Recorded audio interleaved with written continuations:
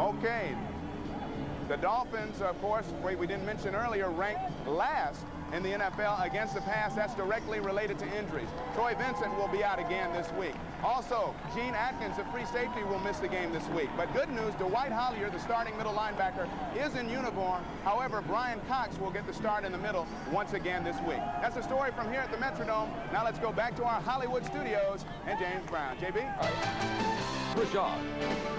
4 teams remain unbeaten in the NFL, and Dan Marino's Dolphins are one of them. Today, they're in the Metrodome to take on the Vikings.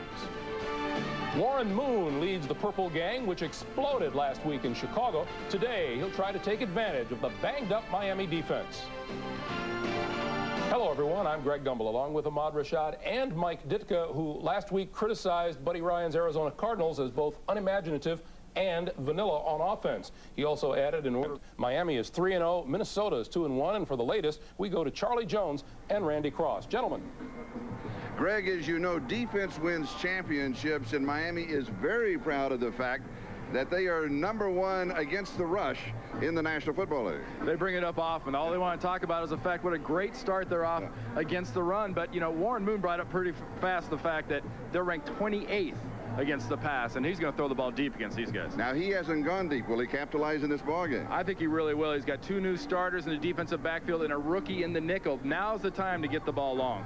All right, now let's move over to the other side, to the Vikings. I think they have the best tandem of defensive tackles in the National Football League. I think you're right, Charlie. They're not the biggest guys, about 6'1½", about 270 pounds. But what they're good at is what's good against Dan Marino. Quick pressure in the middle. That pressure right up the middle. And they're going to change their stunts so they can get a lot faster into Marino's face today. And it's a big play defense. It really is. Tony Dungy, their defensive coordinator, wants to make a big play. He's got some defensive backs like Dwayne Washington, their rookie, touchdown on interception last week. They read the quarterback well. They'll get a pick, at least 2 today. It's going to be a good one, Greg. All right, Charlie, Randy, thank you. Charlie and Randy talked about those defensive tackles of the Vikings. Clearly, the big mission for the offensive line of the Dolphins today is to keep them away from Dan Marino. There's no question about it. If the Dolphins' defensive line can handle those guys, then they're going to have a good day. If they can't, they're going to have a hard day. But let me show you what happens in there. You see a double team on Randall here, and then Thomas makes a spin move and gets out. This is against the Bears last week. But watch how many guys get to that quarterback and how quick. Yeah, the double team on Randall is great. But look at it, 1, 2, 3, right on the quarterback, right in his face. Now, if this happens to Marino today, he's going to have a hard time being effective against that football team. And those Vikings, as quick as they were on that grass last week, they'll be twice as quick on that AstroTurf up there in Minnesota. Okay, Mike, we know about Miami's high-powered offense. Ahmad has the other side of the story. Who sat in this chair with the hat on and picked the Vikings last week? I'm just going to go out on a limb and guess you did. Thank you. The Vikings scored just 1 offensive touchdown in the first 2 games, but last week, Warren Moon and his teammates piled up nearly 500 yards and 42 points against the Bears.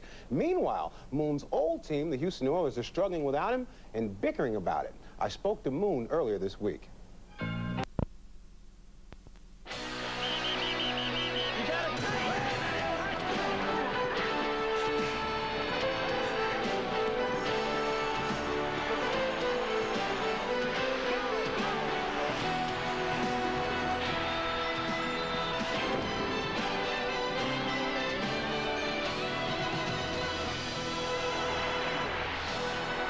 Good afternoon, everybody. We have a great one for you this afternoon. Miami against Minnesota in the Metrodome.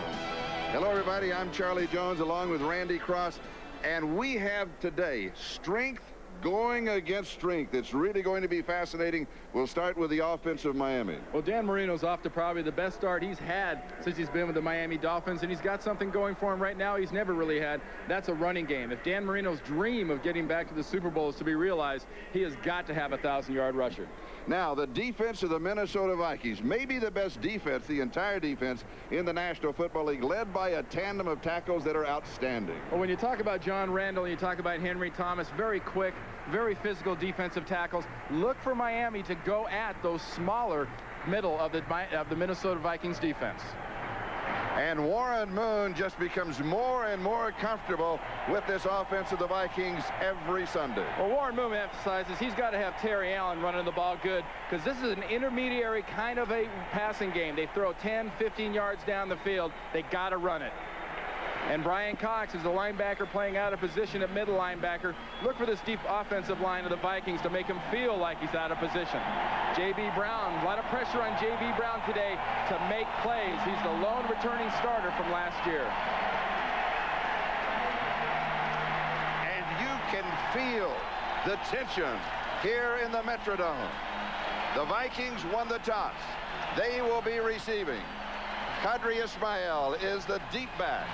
Scotty Graham and Terry Allen, the up backs. Pete Stoyanovich will kick it away for the Miami Dolphins.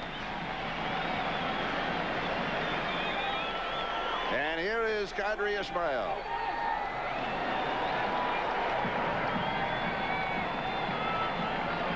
Both these teams, Charlie, have had a real problem turning the ball over early, either on special teams or their first couple possessions.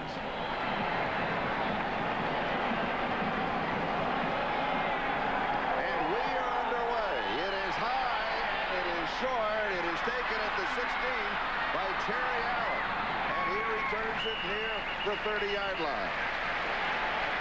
14 yards on the return, and here is Warren Moon. He will lead the offense of the Minnesota Vikings. And there is that offensive line. Look at number 73, the rookie Todd Stussy, the #1 draft choice. They are very pleased. Warren Moon, of course, as I mentioned, every week getting more and more familiar with his offense. Charlie, Terry Allen's got to run the ball. It's kind of funny seeing two tight ends with Warren Moon. Third down with Palmer and Ismail. It is speed for the Vikings. Vikings from their own 29-yard line, first down. A little jumping by Miami, and Warren back to throw. A little swing. Right side is to Terry Allen. Makes a nice inside-out move. He will go after the 35-yard line. He's got 6. It will be second down and 4, and Daryl Malone, that is a good sign for Miami as he makes the tackle.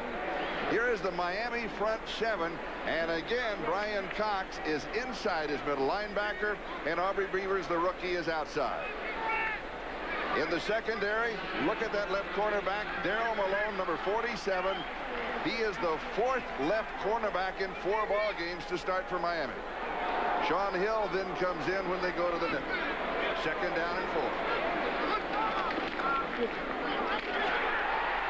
Terry Allen is stuffed by Tim Bowens. Bowens, a rookie from Mississippi, the #1 draft choice for the Dolphins. The Vikings think they have a real edge up front with their offensive line going against this #1 ranked rush defense. But watch a whiff. A no-hitter. Look at Bowens, the rookie. He just gets right through on the left side, and that's the one thing this running game can't afford for Minnesota. They do not have the talent that can avoid in the backfield with Terry Allen. He needs some room. It'll be third down and 6. Craig Beasley checks into that defensive set for Miami. And Moon to throw. Has pressure, and he is sacked. And Tim Bowens gets the first sack of the ball game. Tom Olivadotti, the Miami defensive coordinator, made the point, we've got to get in Warren Moon's face. Warren Moon will put the ball where it doesn't belong if you can get pressure, and watch the pressure just come slowly. It's not a quick pressure. He looks and looks. Great coverage downfield by the defensive backs of the Dolphins, and Bowens more or less gets his coverage sack. So spot the ball back at the 22-yard line, so Mike Saxon is in to kick it away for the Vikings. O.J. McDuffie is the return man for Miami. Pressure gets it away, and he sails this one. Take it at the 24-yard line. Back to the 30, a little hop step, and then dropped at the 40-yard line. So Miami will have excellent field position, 53 yards on the punt, a 15-yard return. Charles Evans with the tackle, and Dan Marino will lead the offense for Miami. That offensive line, their job, protect Dan Marino. Backs and receivers. Marino has a cold. It's been bothering him for the last 3 or 4 days. And Terry Kirby knows his job is to set up for good third downs for Dan Marino running the ball. But Dan Marino is the best nickel quarterback there is in football right now. Brings in O.J. McDuffie in those situations. Miami starts at the 40-yard line. No score in the ball game.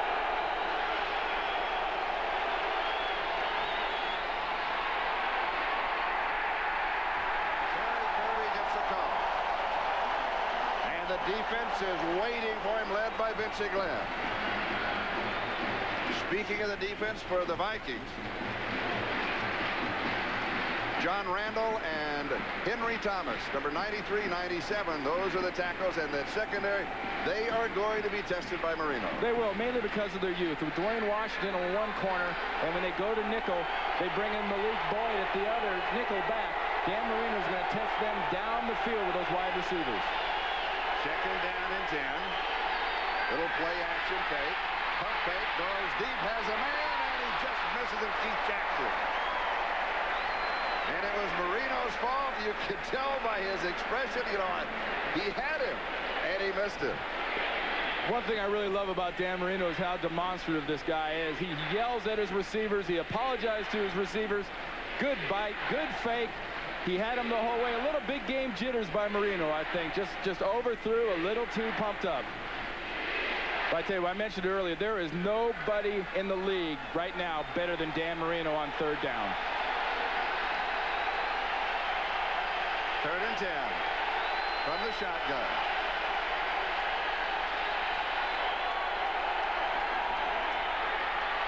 Four-man rush, steps forward, fires, incomplete.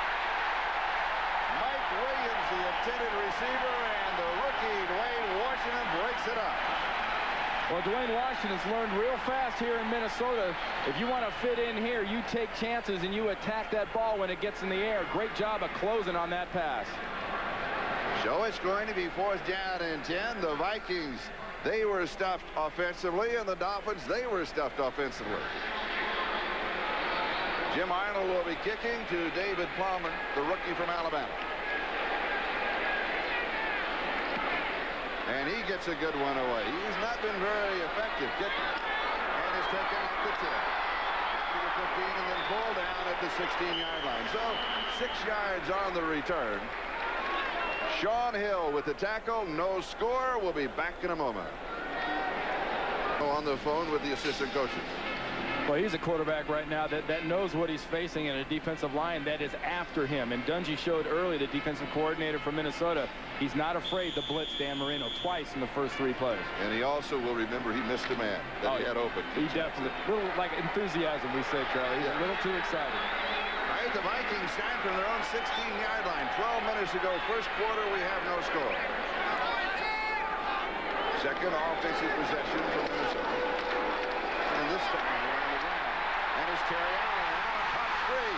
He's to the 40, 45, 50. Finally caught from behind by Daryl Mallow. 45 yards.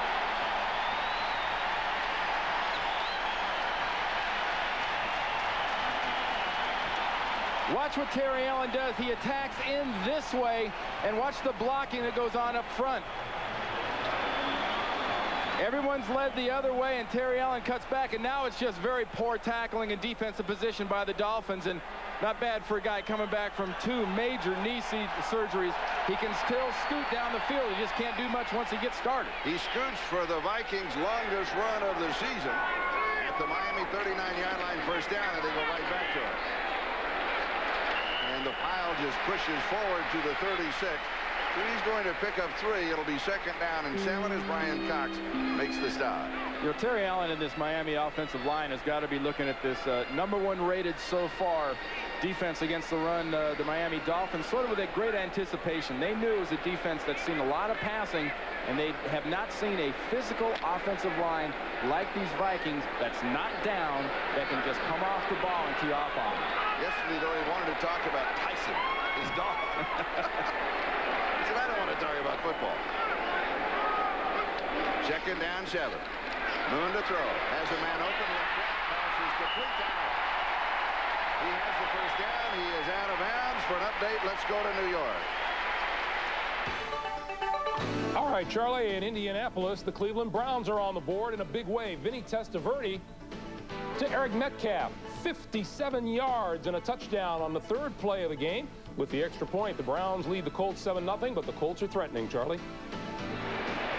All right, thank you, Greg. Here we have no score, just over 10 and a half to go in the first. The big play, Terry Allen, as he rambled for 45 yards.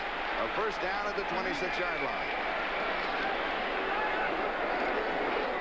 And it is Allen to the right side. He's around the corner. Has the blocking, goes down the sideline, and is out of bounds inside the 13-yard line. He'll pick up the first down. A gain of 14 on the play. That was just a case of Terry Allen seeing that he's pretty stuffed inside and bouncing it, and the best block he gets on this play is not so much from the rookie Andrews at tight end at Jordan. Watch Carter cut right there. Great block by Chris Carter. Watch this right now in the slot, number 80, Chris Carter down the field, gets the cut block right there. That's one thing they really emphasize here in Minnesota. Get into the defensive back's legs. Don't chicken fight up high. Robert Smith comes in for Allen. Allen already has rushed for 60 yards. Moon to throw. Over the middle. Pass is complete. 5-yard line. And down is Adrian Cooper. So a gain of 7 on the play. It's going to be 2nd down and 3 at the 5. Well, Adrian Cooper's a tight end that comes into this game with a bit of an attitude. You know, he also is from Oklahoma, much like Keith Jackson is from Oklahoma, and he feels underappreciated. He sat behind Eric Green in Pittsburgh, really says, I didn't get my shot. Warren Moon would love to give this guy plenty of shots to use that physical nature and that size against the defensive backs of Miami. 2nd down and 3 at the 5 of Miami. Robert Smith is the remaining back.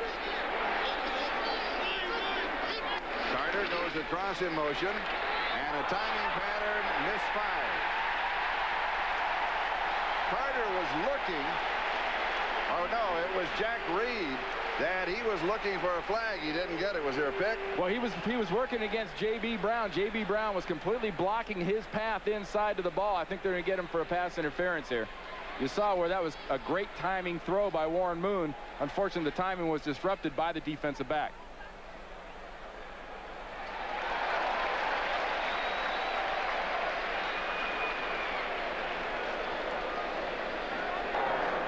Holding, number 37 defense, penalized half the distance to the goal.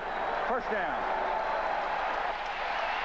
Now working from the 5-yard line. Contact, contact, more contact. That's 5 yards down the field, but that's really inhibiting the receiver's progress to get inside. He's got the right to get down in there. So spot the ball just outside the 2-yard line. It's going to be first down and goal to go. Randall McDaniel is the lead blocker. He is the guard in goal line and short yardage, and now you see a kind of a hookup. And you have the feeling that Carter and Singleton were looking for somebody to come break it up. Well, the best cure for a guard in the backfield, stuff the guys up front so he's got nowhere to run. That's exactly what the defense does.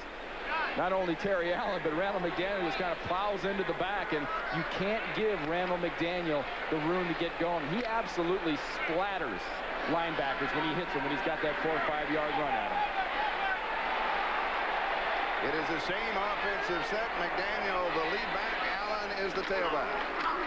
And he stumbles.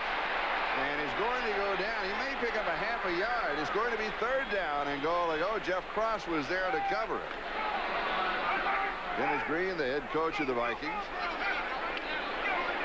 Well, both these offenses, Miami and Minnesota, have had a real problem their first couple of possessions. They've got down deep, and they've made mistakes. I think what Warren Moon has to do here, just go right into a throwing type thing. You're not going to sell much of a play-action fake. Get the ball to Chris Carter. He's your money guy. 8th play of the drive. Terry Allen, the remaining back. Carter comes across the throw. Has a touchdown.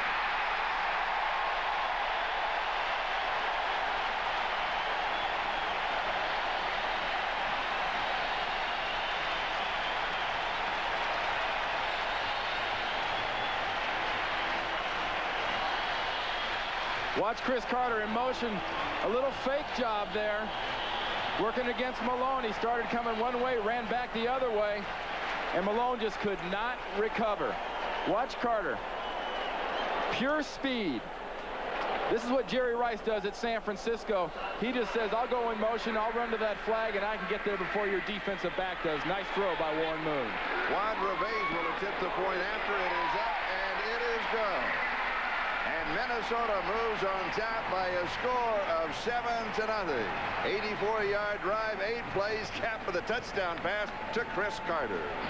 The all-new 1995 Eclipse from Mitsubishi, the new thinking in automobiles. By Zima, a unique alcohol beverage. By MCI, the company that brings you proof positive. And by Burger King. Value every day, have it your way. Back to the Metrodome, 7:43 left to go in the first. Vikings up 7-0. O.J. McDuffie, Mike Williams are the deep backs as Juan Reveiz kicks out. And it is taken by McDuffie to the 20, to the 25, makes a cut, comes back inside, good return, out to about the 33-yard line. Also joining us on the telecast is John Dockery. Let's join him. Doc. Thank you. Thank you, Charlie. You mentioned earlier about Dan Marino and his cold. He's been sick for the last few days, and I talked to him before the game. I said, Dan, how you feeling?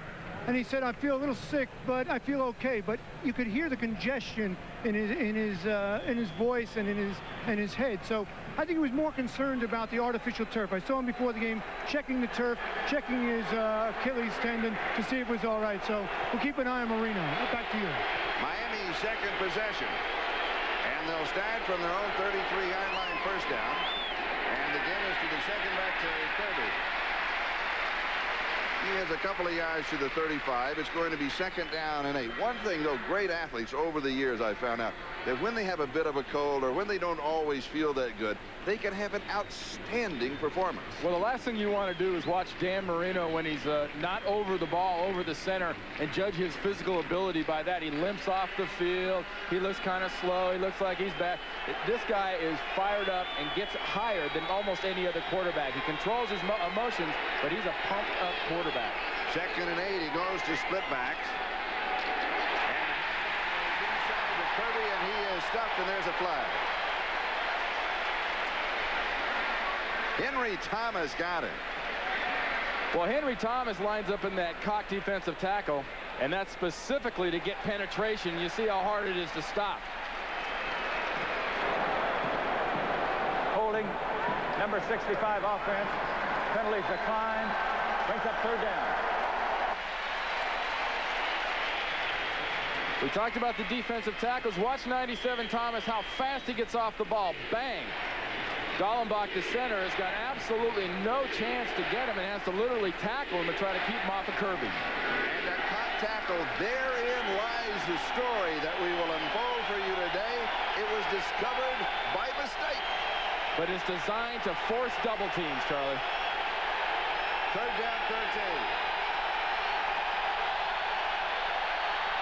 Reno from the shotgun, kind of stumbles out, throws, it is caught. The officials know one is going to rule no. The other one follows it. Incomplete, fourth down, 13. Ingram, the intended receiver, Roy Barker, was putting the pressure on Marino. It is 3 and out for Miami. Well, Tony Dungy, the defensive coordinator for the Vikings, said something made your eyebrows jump a little, Charlie. The other day says, I want to make Dan Marino and the Miami Dolphins throw. And one of the reasons he wants him to throw, Tony Dungy wants that defensive line to get after Marino. Good job of moving around by Marino, but the receivers have got to adjust back to the quarterback when Marino gets flushed. Fourth down, and here's the kick. Second time in the ballgame, and it's a terrible kick. Still bouncing. It's finally going to go out of bounds on the far side. 34 yards on the kick. Vikings have the ball and the lead, 7-0. As Marino scrambled on that last play on third down, watch the ball go right through the arms and be trapped on the ground right there. Ingram has it, looks it through, into and through and onto the ground. That was a tough call from the back, but a clear call from the front. Vikings lead 7-0. First down from the Minnesota 34-yard line. They show trips on the left side. Here's a screen, and he finally finds out. The screen's simply not there, and Warren Moon dumps it away. For an update now, let's go to New York and Greg. All right, Charlie, at Indianapolis again. Jim Harbaugh's 41-yard run set up this Marshall Faulk touchdown. The Colts had just 4 rushing touchdowns all last year. They have 5 already this year. That was Faulk's 4th. It's a 7-7 tie at Indy. Charlie and Randy. And Greg, it here's Minnesota 7, Miami nothing. The Vikings face a 2nd and 10 at the 34-yard line. And we wait for that moment that Warren Moon is going to go deep against the secondary of the Dolphins. He said yesterday, this is an offense that you don't go deep that often, but you had the feeling that he really wanted to. He hands off to Terry Allen. Allen has to fight his way back to the line of scrimmage. That is his 7th carry, and he is still stuck at 60 yards rushing as Marco Cole makes the tackle. Well, remember what we said. Terry Allen is a momentum runner. He's got to get the momentum going before the speed gets going and he gets dangerous. You don't want Terry Allen, if you're the Vikings, stopping and going in the backfield. That means penetration, and that means lost yardage.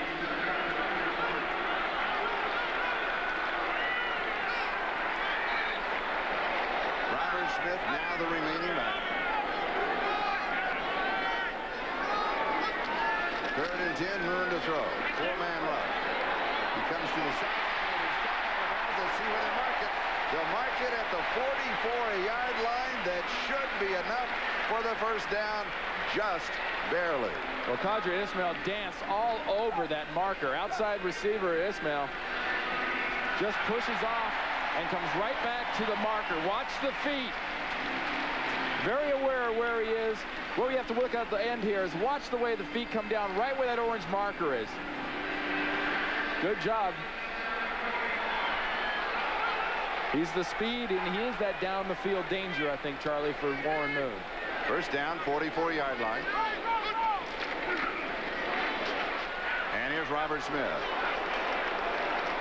He's got a yard to the 45, and that is it. It'll be 2nd down and 9. Yeah, it's kind of interesting that the Minnesota Vikings have just sort of kept pounding at it. They try to screen, and they haven't really set up the fact that anybody's coming after him. One guy that's going to come after the running back every chance he gets, wherever they have Brian Cox playing. Brian Cox is going to come after that running back when he sees he has the ball. 2nd and 9.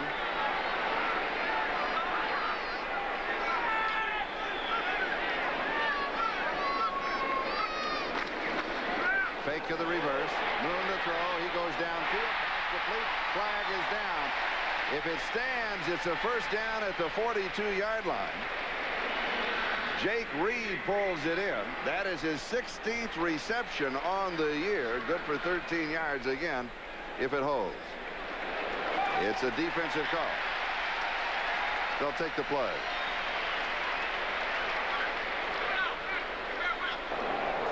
Holding, number 91 defense. Penalties decline. First down. Called on Jeff Cross. That is, I beg to differ. Jeff Cross, not real excited about that, but what he got called for was holding on Adrian Cooper, the tight end, who was trying to release down the field, and he had a little helmet, had a little jersey, had a little pad, had a little everything, and Cooper trying to go away from him. First down, 42-yard line of Miami. Vikings leading 7-0. Their second long drive of the game currently underway. Play action fake. He goes deep to the far side. First down. Jake Reed. J.B. Brown bumps him out of bounds. 17 yards on the play, and now Warren Moon is just picking that secondary apart. Well, he is, and he's got a receiver in Jake Reed that, you know, people forget this guy's actually bigger than Herman Moore. People talk about how big Herman Moore is from Detroit and what a physical receiver is. Dennis Green points out real fast, that is what Jake Reed needs. He needs to play with more of that physical attitude like Herman Moore. He needs to play like a big wide receiver. 6'3", 217 pounds. First down, 25-yard line. 7th play of this drive. And Moon to throw. Has pressure, throws, it is incomplete. Just off of the fingertips of Adrian Cooper. And he was nailed by Aubrey Beavers.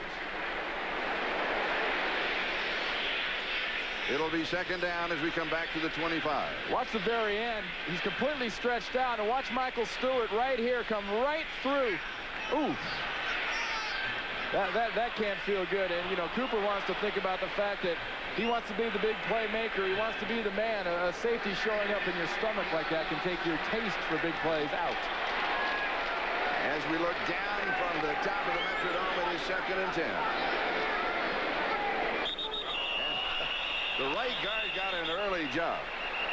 Bernard Daphne, he was in a hurry to get out, wasn't he? Hey, if you were 6'5", 331, you'd start a little early, too. Prior to the snap, we got false start on number 75 offense. 5-yard penalty. Repeat second down. Well, yeah, that's all a gravity thing, Charlie, because once 331 pounds starts going over that right foot and he's pulling, there are no air brakes. That's right. The best bus and semi in the world don't have the air brakes to stop that stuff. You could say he caught a flyer. You always like to see that out of your offensive line early, just that aggressive nature, the attack nature. But with the size of this offensive line, what really gets lost in this whole thing, they're big and they have a nasty attitude. They love to pound. Second and 15. Moon to throw. Good protection. He goes back underneath the coverage to Amp Lee. Ryan Cox with the tackle. Amp Lee will be featured as the third down back in this offense of the Vikings today.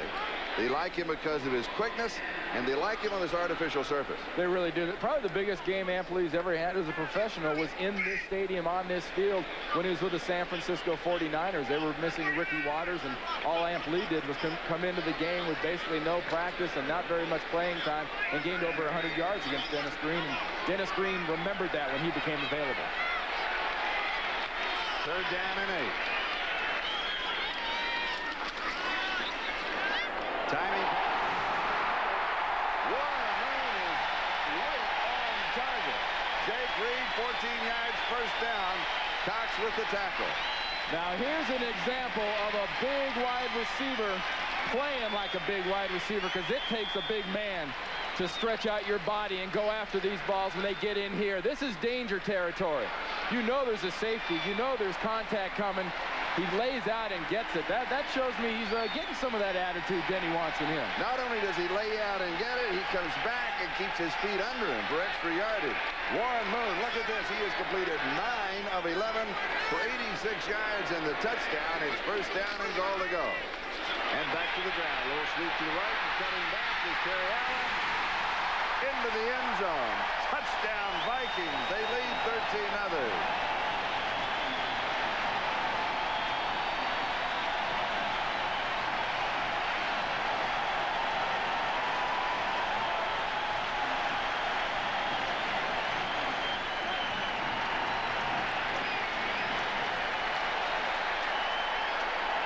That was just a case there if Terry Allen would not be denied. He should have been down on about the 2-yard line, Charlie, and power on 2 operated knees and great attitude.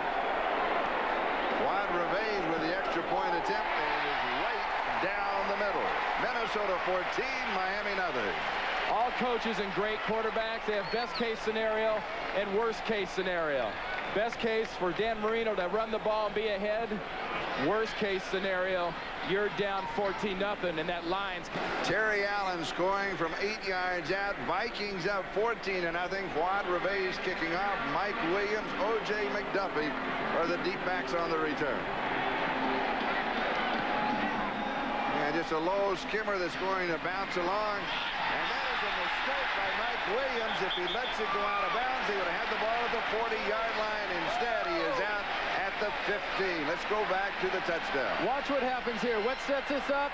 The combination block between Chris Hitton and Jordan.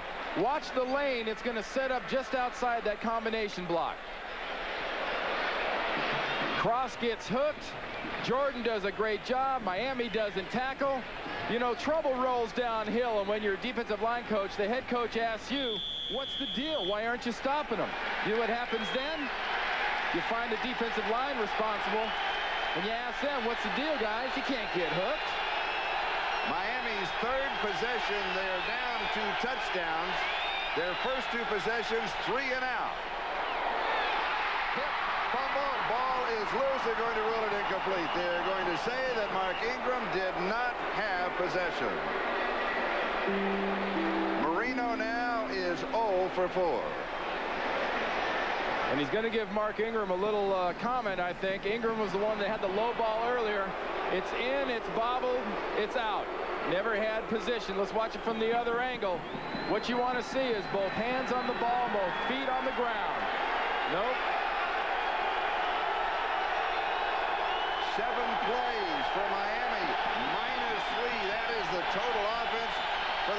shotgun, and the handoff back underneath to Keith Byars. He's going to pick up 3. It'll be 3rd down and 7. This is the position you don't want to be in the Metrodome, one of the loudest stadiums in the league, and the defensive line. You could bet you'll be able to see the saliva dripping out of these guys' mouths coming after Dan Marino. We talked about strength against strength. Miami's offense against the Vikings defense. The Vikings much stronger now of the two in that matchup. You know, they'll blood in the water with the Sharks. The Sharks are smelling the blood right now on both sides of the ball, on their lines, offensively for Minnesota, defensively for Minnesota. 4 wide receivers, shotgun, 3rd and 7. He fires, flag is down. It is caught for the first down if it stands up. Keith Jackson pulls it in just across the 30-yard line. A gain of 13. And it will be a first down. First down of the ball game for the Dolphins as they convert on 3rd and 7. Here's the call. There is no flag on the play. Result of the play, completed pass, first down. Look at Joe Green giving a little bit to Jeff Cross here. You know, when you line up there and they go outside, they don't hook you. And a veteran really has not much of a comeback, and that's the wrong guy to have a comeback too. Anyway, I played against this guy in 1977 on a Monday night game. I got a severe introduction to the Pittsburgh defense. Again, you see that cock in the defensive line of the Vikings. Here's the handoff to Terry Kirby, and he's going to pick up just a couple of yards, maybe 3 on the play. You saw Joe Green. Tell us the story of how that all came about. Well, Tony Dungy, who was also on that 1978 Steeler team with Joe Green, says that that whole cock defense, everybody claims credit for it. They say, well, I was the guy that did it. No, I was the guy that did it. Joe Green accidentally got into it. They stopped their offense so well in practice, they said, hey, why stop now? We'll save it for the playoffs, and it worked like a charm. And we'll be back in a moment. Second quarter, Vikings up 14-0. Joe Green, one of the members of the 78 Steelers. Joe Green there, number 75, Tony Dungy, defensive coordinator for the Minnesota Vikings, has carried a lot of those attack, and when in doubt, attack philosophies of Bud Carson's from those old Pittsburgh Steelers teams. Second down and 7, play action fake. Marino goes deep, has man coverage, it is caught. Going high and bringing it down is Irving Fryar. They will mark the ball dead at the 23-yard line. 43 yards in the flying reception by Irving Fryar, his 12th catch of the year. And what Dan Marino does, we talk about the attacking. He's got Dwayne Washington, the rookie, at the corner in man-to-man. Fryar turns him around, but Washington never turns around for the ball, has no idea. What an athletic move by Irving Fryar over the top. Watch how he just leaps. Washington never has a chance, and that's just one of those things you make a highlight film for a rookie and say, here's one you don't want to repeat. 23-yard line of the Vikings, first down Miami. Reno pump fake, then he drills it, and it is dropped. That's Mark Ingram again. We talked about Marino being kind of a fiery quarterback. Have no doubt Dan Marino will point that out. Did Keith Byars get a hand on it? He was the first receiver. It looked for a moment he might have just touched it as it went by. Couldn't tell. Quick pump fake. Didn't get what he was looking for. Went back inside. Right there, yeah. Oh, right through the hands of Byars. A double right drop. Through the hands of Ingram. Think there was a little heat on that ball? Marino 2 of 7, second and 10. And Marino to throw. Fires into the corner. It is incomplete. Fryar trying to keep his feet in bounds and pull it in. Dwayne Washington had the coverage. It'll be third down and 10 back at the 23. But Dan Marino and Fryar have found something they like, and that's Dwayne Washington, number 20 out there. They're going to keep going after this kid until Dungy and the defense can adjust a little bit and make them go the other way. He's the rookie, the #1 draft choice for the Vikings. He had that interception against the Bears, his first interception last Sunday, and he rambled 81 yards for the score. They are very high on this young man. So's Dan Marino right now. He's high on his list. Yes, he is. And he's looking right over there again. He makes no bones about it, and it is incomplete. misses. Pryor, second time in the ballgame that Marino has been off target. And you're right, they're going after Washington. Well, yeah, I mean, they've got every right to. They've got to make that test against a young guy like that. So it'll be 4th down and 10, and the kicking team comes in. That is a serious-looking quarterback. You saw that scowl on Joe Green's face. I mean, that's scary to an offensive lineman. That scowl on a quarterback's face is a scary sight for offensive receivers. John Randall was putting the pressure on. 41-yard field goal attempt by Stoyanovich. And he pulls it. It is no good from 41 yards away. He misses left. He hooks it. Score remains. Vikings 14, Miami nothing. One thing Dan Marino has to be emphasizing to his receivers there is, guys, you're pressing a little bit. And stay with us this afternoon for the second half of the doubleheader on NBC. Most of you to see that matchup in Los Angeles. It should be a good one. San Diego against the Raiders. Jeff Hostetler, he is back in San Diego undefeated. He's back, and Wade Phillips and the Denver Broncos will attest to it, that game he had last week. You see the new rule. In fact, the Vikings take over the 31-yard line. That is the spot where the kick was missed from. And the pass goes outside to Jake Reed, and Reed's going to pick up about 8 yards on the play. And Warren Moon just doing surgery on the defense of Miami. Well, Warren Moon right now 10 of 12, and he's hit 6 different receivers so far. He's doing what this offense does best. It runs the ball, and when it runs the ball, it creates a lane not only outside but inside between the linebackers and the defensive backs. Look for him now to test that lane inside over the middle. Second down and 2. And here is Terry Allen. And he's going to be short of the first down. Mark it to the 40. It'll be 3rd down and 1. That was just a nice job by the Miami defensive line, reacting and stuffing the run on that side. That sets up a good opportunity for Warren Moon to use an Adrian Cooper. Play action, shot to the tight end. Remember what Warren told us yesterday? He said, I'm learning. He came out of that run and shoot. I'm now learning situation football again. And it's kind of fun. For the first time. Yes. You know, in run and shoot, we just run what we do. We don't care what you do. So it's 3rd down and 1. Carter comes across in motion. And the Miami defense is there. They are going to stop Terry Allen. It'll be 4th down. And the kicking team will come out led by Mike Saxon. Tim Bowens makes the stop. And the thing to watch here, you know, you've got the big guy, McDaniel, again at fullback. Makes a little block there, but, you know, nothing really happens. He hits Singleton, but there's so much penetration, no one can go anywhere for the Vikings. 2 strong plays against the run back-to-back by that #1 rated rushing defense. And did you notice that Chuck Kleinbile at tackle, he's starting to cock just a bit to try and slide through the gap that opens up. Here's O.J. McDuffie. He is the return man. And Saxon will kick it away. And we have whistles.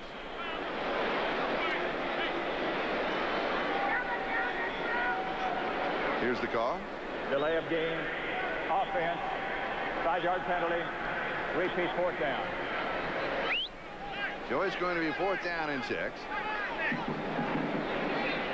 As they take the ball back to the 35-yard line.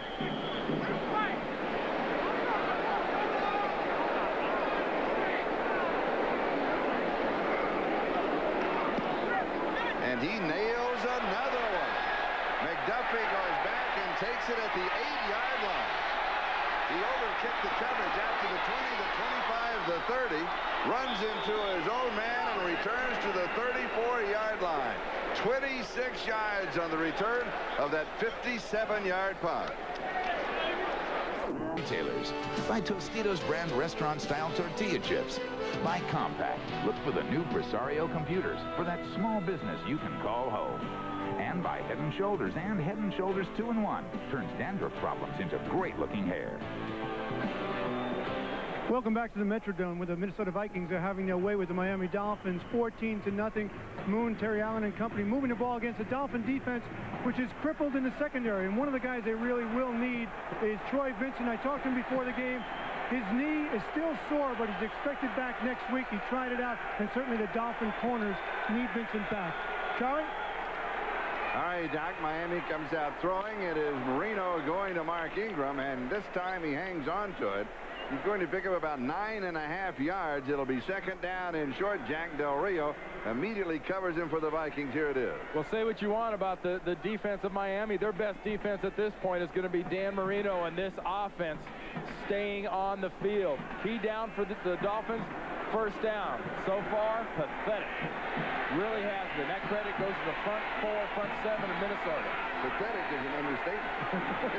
Here's the handoff to Kirby. He cannot get around the corner. He's going to lose maybe a yard on the play. It'll be third down, about 1.5 yards for the first down.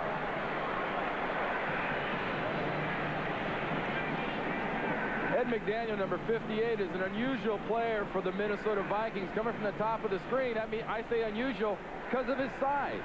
Everyone else is about 215, 220 pounds. McDaniel is outside linebacker, 5'11", 230, who can scoot. Third down, 1.5 yards to go.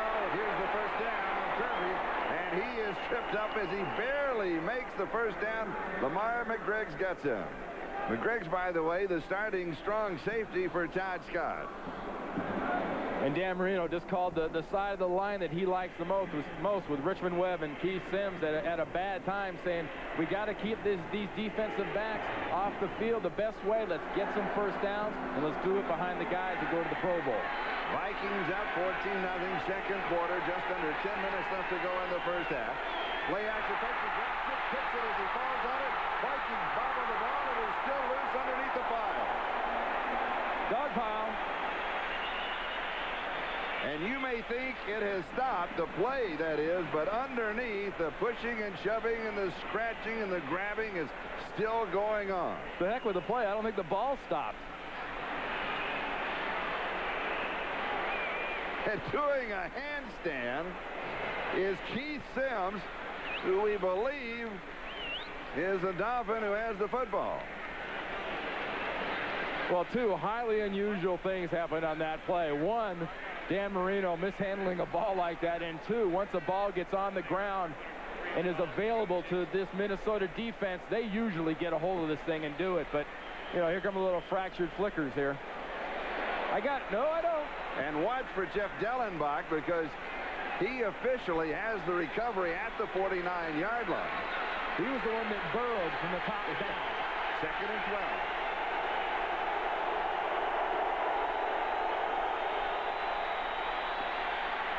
Reno now has pressure. May have thrown an interception. Rather than throwing it away or taking the sack, he does.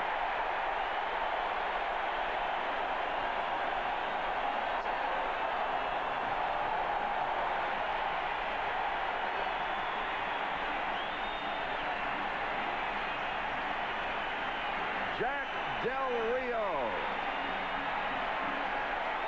Del Rio, a 100-plus tackler here for Minnesota, has been a guy since he was brought here that has made big plays. Strong defender. And what he gets here is a little help from the newest law firm in town, Harris & Harris. Here's Del Rio. He has an eye right on Marino. Watch him concentrating. And now see how big those eyes got when Marino put that ball up in the air. He's like, oh, it's mine. Vikings start at the 47-yard line, and here's Terry Allen right side.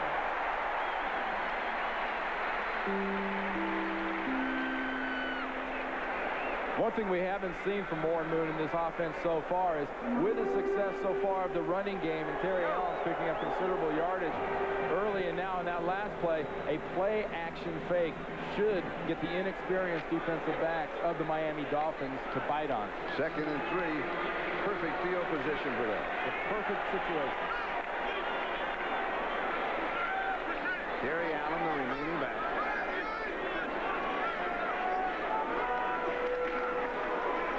Moon with the looping pass down the sideline just outside the reach of Jake Reed.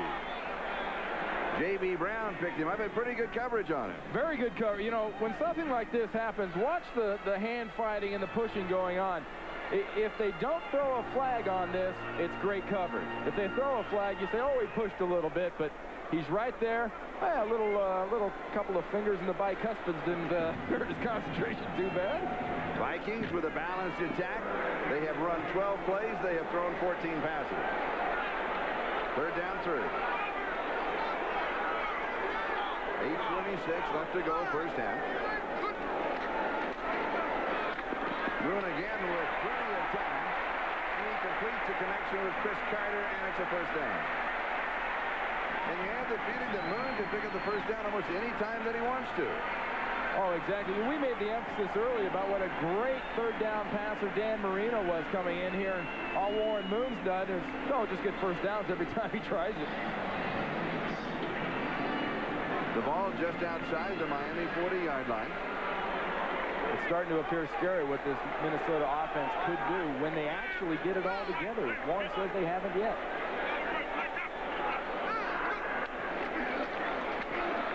Good pressure from the backside, and he is sacked.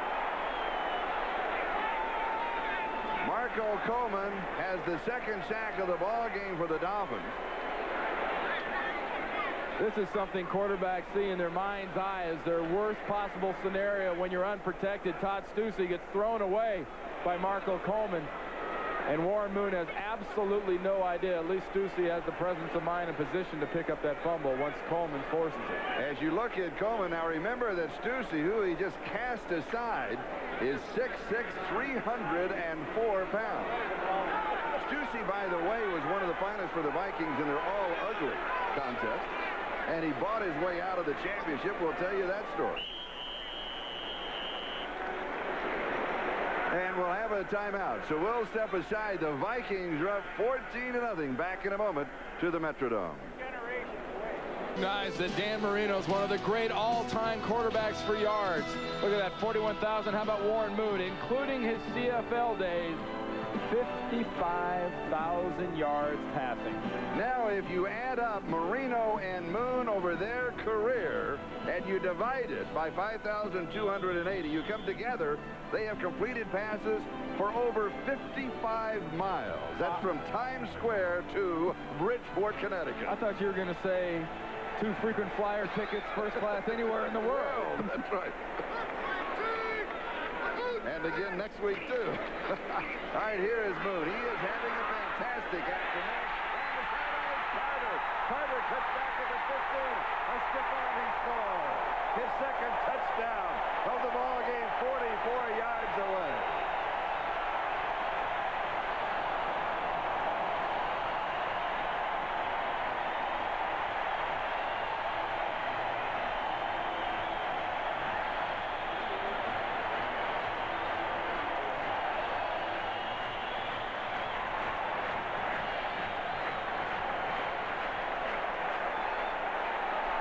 That's the problem when you face a Chris Carter. You tend to think of him as a possession receiver. You worry about the 5s and the 10s, and he gets you with a big one. That was Warren Moon's 200th career touchdown pass. Quadreves, he kind of slices it, but it is inside of the upright. And Minnesota now leads Miami 21-0. We talk about that. The problem with Carter, it's not so much, gee, can he get it to him? The guy never quits. Moon's not even looking at him initially. He's backside. He has clearly got Malone beaten there. And watch that move. Do you see that cutback? I mean, here's a guy that gets the rap as being a guy that's going to beat you 10 yards at a time. He can go long. And this guy can get you with the best that have ever played. Warren Moon has directed 3 touchdown drives in the ball game. The first one, 84 yards. The second one, 66 yards. This one, 53 yards.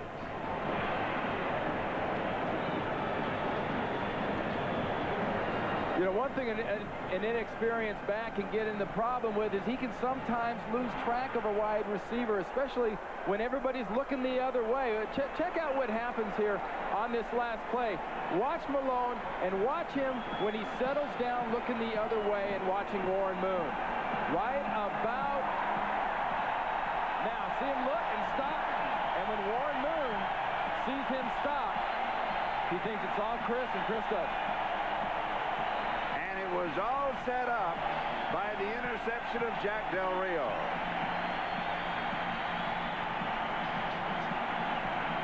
Well, Dan Marino, the Dolphins, came in here talking about running the ball, talking about forcing the offense onto the Miami defense, and what he's in the situation of now, Charlie, is he has got to throw the ball, and you don't want to do that against this defense.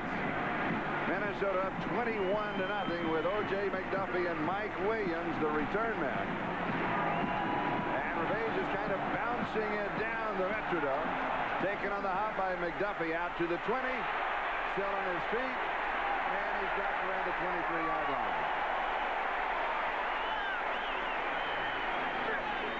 Remember, the comedies that the critics and the audiences love, Wings and Frasier, they have moved to Tuesday. That's Wings at 8 p.m. Eastern, 7 Central. Frasier at 9 Eastern, 8 Central this Tuesday on NBC. So Miami is going to have to get back in the ballgame very quickly, or it could be over for them. Well, if they try to get back in the game very quickly, Charlie, I think they're going to give up another touchdown real fast. They've got to be patient throwing the ball. And here is Kirby, and he is dropped for a loss.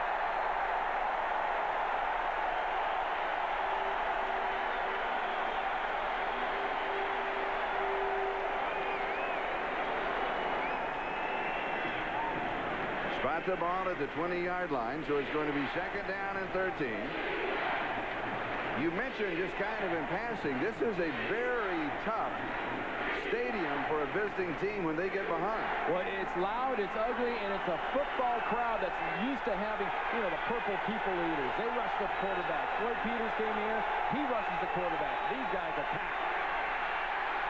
Marino attacks his drop at the 39-yard line. Irving Fryar couldn't pull it in. It'll be 3rd down and 13 back at the 20. And Dan Marino and Irving Fryar went back to where they were earlier in this half, going against the young guy Washington. Watch the position Washington works for right there. He knows he's got the help inside, coming inside from Michael Stewart, and when he gets that, he can play off a little bit. It's not man-to-man, it's zone. Marino has completed only 1 of his last 6. He has only 3 completions on the afternoon. 3rd down and 13. And he has the 1st down. He goes to Mike Williams at the 35-yard line. He picks up 15. A crucial 3rd and 13, or they would have to kick.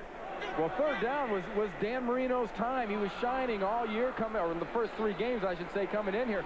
Look at those stats. I mean, that is unbelievable. What he is right now is very strong. What he's been today has brought that average and everything else down. All right, Miami with the 1st down at their own 35-yard line. The Vikings lead in the ball game 21-0. Chris Carter has caught 2 touchdown passes from Warren Moon, and Terry Allen scored the other one on the ground. And here's a little shovel underneath to keep Byers. And it's good for 3, maybe 4 yards, and that's going to be all. And that's the only kind of runs the Dolphins, I think, are going to be effectively even try to run. Will be the shovels and the draws and the deception-type runs, because they just cannot afford to do it. This defensive line has always had the attitude of going after the quarterback. Right now, they're going to go screaming for Dan Marino. Now, if somebody has to tackle a running back, it's Jack Del Rio. They say it's the linebacker's job to defend the run at this point. 2nd down and 7. Marino from the shotgun. Both backs in the block. He goes to the far side and underthrows his intended receiver. And that's Mark Ingram. Yeah, I'm not really sure at this point if this Miami offense is pressing as much as, you know, Don Shula is seeing his offense kind of hyperventilate. They're trying to make things happen at a little bit of a frenetic pace. You know, they settle down, relax. That'll be the key for these guys when they go into the locker room. On 3rd down, Marino 2 of 5 and 2 first downs.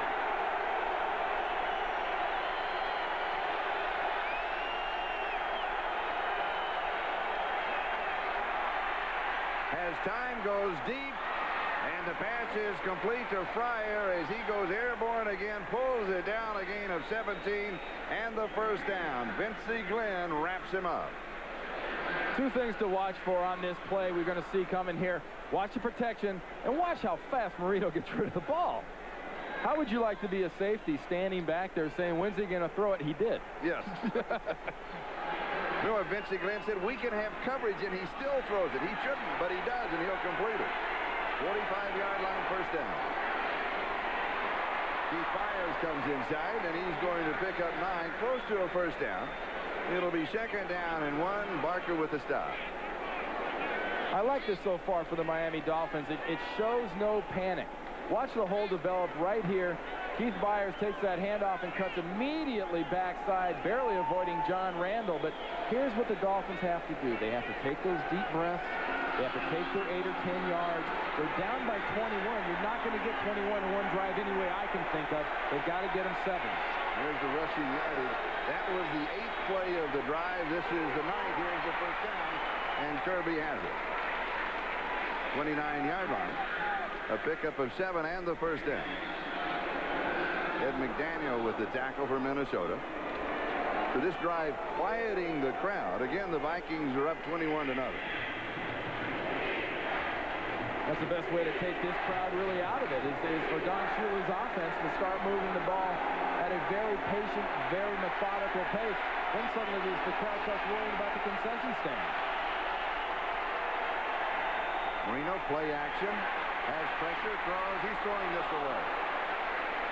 And that's a rule change from last year. When they roll out like that, they being the quarterback, get outside of the tight end, you can go ahead and just dump it off and avoid the loss, providing you get it to the line of scrimmage, which he did. Watch the end of this here. There's been sort of a rhubarb between these two teams that the defensive line of the Vikings goes low at the quarterback and goes after quarterback's knees. Yeah, maybe a little argument there. Look at Marino. He caught him right on that right leg, got him on a brace, and Barker, that's nothing unintentional. They intentionally go waist high or so after the quarterback. Right at the hip. Yep. But when he was low, he realized he just kind of slid off it. I like what I saw. All right, here's the handoff to Kirby.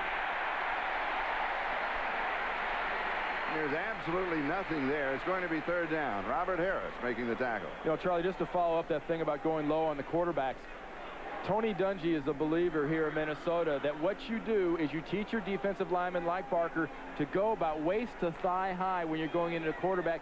Don't go up high. Why don't you go up high? Because if your hand should accidentally hit a quarterback on the head, you're going to catch yourself a 15-yard penalty. It's just not worth it. I teach them to go downstairs.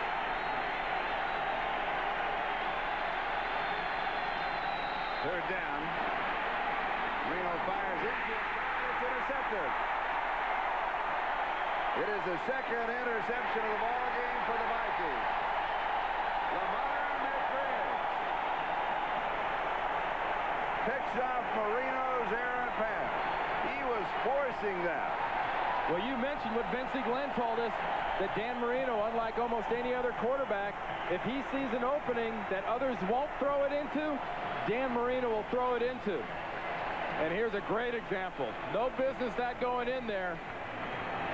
And McGriggs makes them pay for it. And you're getting to see a little bit of the fire and frustration of Dan Marino right here, because he knows on the sideline that this pass, if it was thrown anywhere near this receiver, should have been about shin high so no one but his guy could get to it.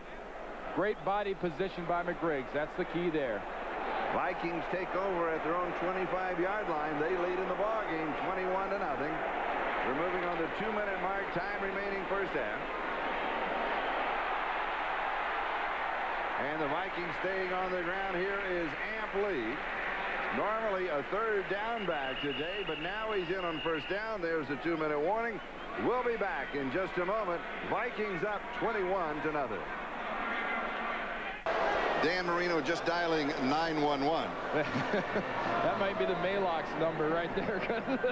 He needs a little stomach help. I'd say he's got the old gastric juices flowing a little bit over that interception. He was watching a replay of it on the big screen, and then you saw his reaction. The second interception that he has served up to the Vikings. And I'm sure there's a man next to him, Bernie Kosar, there, number 19, the all-time leader for fewest interceptions thrown in his career. To kind of say, you know, I've done that a few times too, Dan. I don't quite have the arm you have, but I've done that a few times. Second down and 5. Vikings at their own 30-yard line. As we start the last 2 minutes of the first half. Minnesota up 21-0.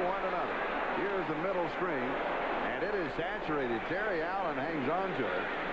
But Brian Cox and company were all there for the Dolphins. That didn't fool anybody. Well, at this point, with this much time left in the first half and a 21-0 lead, you're not looking to impress people and take chances. You're looking to go in with a 3-touchdown lead. 3rd down and 5. Moon throws for the first down, and he gets it. And once again, it is Jake Reed who pulls it in, and the Vikings convert on 3rd and 5. Well, here's a good veteran receiver move by Jake Reed. We talked about him being more aggressive. Here's a case of him being smart. Catches, watch him roll. Hey, that's right, I got to get out of bounds. His 5th reception, 63 yards. The ball at the 38-yard line. Good day so far for Jake Reed, but if you start worrying about Jake Reed, it's, oh yeah, Chris Carter. And Moon to throw, 4-man rush, pump fake. Goes back underneath the coverage, and speaking of Carter, there he takes the tackle, down the sideline, picks up the first down, and then steps out of bounds. He has 15 yards on the play. And I think he avoided a high forearm shiver as he came down the sideline. It looks like the same kind of thing Lennox Lewis ran into in the second round last night to lose his heavyweight title. The only difference is as Chris Carter comes from the top of the screen across the field, watch him underneath. We talked about the 5, 10-yard passes. Watch the end what happens here. Lennox Lewis walked into his punch. Whoa! And Chris Carter almost ran into his. Warren Moon has completed his last 5 throws. First down. He wants to set up a screen. He is being rushed, avoids the sack, and he throws it away. Brian Cox was in hot pursuit of Warren Moon. He just couldn't catch up to him. Who says 38-year-old guys slow down or don't have strength? You see him straight arm Cox? He knew Cox was right there. Kind of slammed a little arm into him as he got away. So it'll be 2nd down and 10. Warren catching his breath. You know, Cox came completely free. Watch him coming from the left side, 51, right up the middle. By all rights, this should be a sack. There's a straight arm. Ooh, you know, Cox is a guy who loves getting fired up, and a quarterback doing that to a linebacker, he's going to hear about that soon. 2nd and 10. 1:16 time remaining first half. Underthrows him. A flag is down on the play. The pass is caught by the rookie David Palmer. Well, the key here is going to be who they caught pushing who. If it stands 36 yards.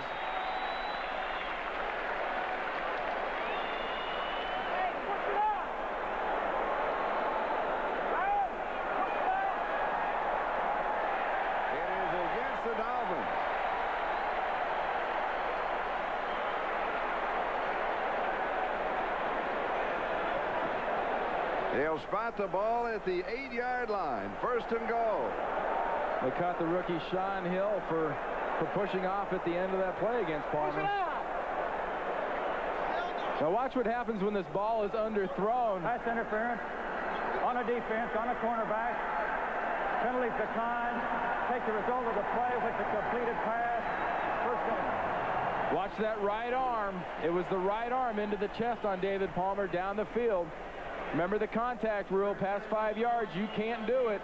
There's that push with the right arm into his chest. 1st down, goal to go. Still over a minute to go in the first half. Moon hands off to Robert Smith, and he is stopped at the line of scrimmage. It'll be 2nd down and goal to go. And the Vikings simply taking their time. Minnesota with 2 timeouts remaining. The Dolphins have 3. And the ball at the 8-yard line. I think Denny Green and this Minnesota offense, if they're going to run right now in this situation, is much better off with the speed outside of the Dolphins of running a quick little trap, running quick hitting things inside. And Moon to throw. Little pump fake. All the time in the world. Now he is chased. He throws it up for grabs. The afternoon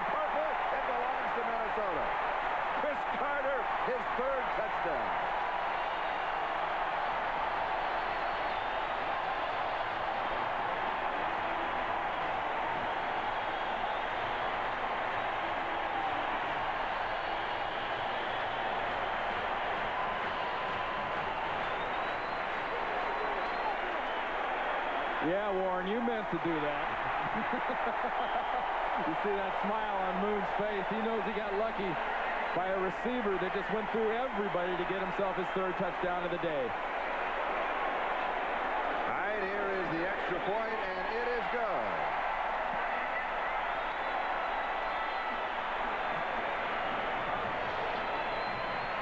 What do you get when proper planning meets desperation? Oh, the heck with it. Let's just say you get lucky. Okay. You get lucky. I mean, if this is the NBA, this is a jump ball. The other guy never got off the ground. The celebration Down late. Now watch Tim Bowens. Now this is just up for grabs. Forget it. You can't tell me you expect him to catch that. And here's a guy, Don Shula, definitely expects his guy to come up with the ball. Oh, man. Troy Vincent, they miss you. The Vikings scoring 14 points off of the 2 Miami turnovers. And Minnesota is up 28-0 with 24 seconds left in the first half. McDuffie and Williams are deep. This is just kicked along the ground. A flag is down, a scramble for it at the 50-yard line. As you know, of course, if it goes more than 5 yards, it can be recovered by the kicking team. But we have a flag. Here's Howard Rowe. Vikings offside. That's what happens when you tell the kickoff team you're going to line it into the front guys. Offside on a kicking team. Penalty declined. First down. Be sure to stay with us for halftime. Brought to you by Domino's Pizza, the NFL Live Halftime Report with Greg Gumbel, Mike Ditka, scores and highlights from all around the National Football League. In addition, Greg has an interview with San Diego linebacker Junior Seau. That's coming up in a few minutes. Reno goes sidelines. It is Ingram. He slips a tackle. He goes out. That'll stop the clock at the 42-yard line. And a look at the timeouts remaining. Miami with 3. The Vikings have 2, and we have 18 seconds left in the first half. About 10 yards to get into realistic field goal range. I know Stoyanovich has a strong leg, but so far in 94, NFL kickers are 0 for 13 outside of 50 yards or better. He has a career-long 59. He also hooked one already today. Yes, he did. He missed from 41 yards out. Flag is down, and the pass is incomplete. It was a screen to Kirby, and Marino was just backpedaling for his life as he was being chased by James Harris. And Harris, you will recall, is the player for the Vikings in preseason who was ejected for his second quarterback hit and was fined. Number 99 defense. 5-yard penalty. First down. He was fined $7,500. The reason he got there is he got an early start. He left before the ball. Well, yeah, you're going to see a lot of that in the second half from this Minnesota defensive line. They are just, if an offensive lineman's forearm twitches, an involuntary muscle motion, those guys are going. You know who loves this defensive line the most? The defensive backs in the Minnesota Vikings. 15 seconds left in the half. The ball just outside the 36-yard line. And if you need the yards in your Dan Marino here, I think you go back over to the clock to show 18 seconds. Thank you. I think you go back over at the rookie Washington, number 20 over there. Get your Irving Fryer working on him. Get you down in field goal range. Get down in field goal range on this play, then you can take your shots into the end zone.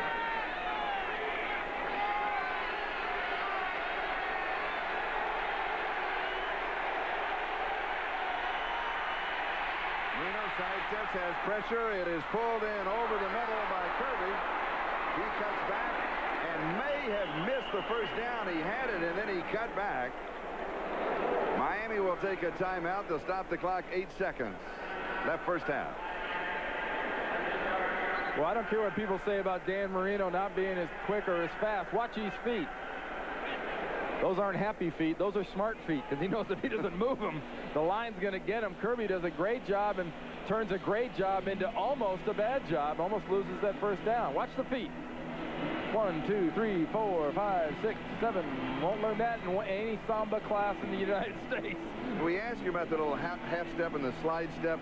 It looks almost as if he's back to 100% after the Achilles. He said, no way, no way. He said 60 to 70 tops.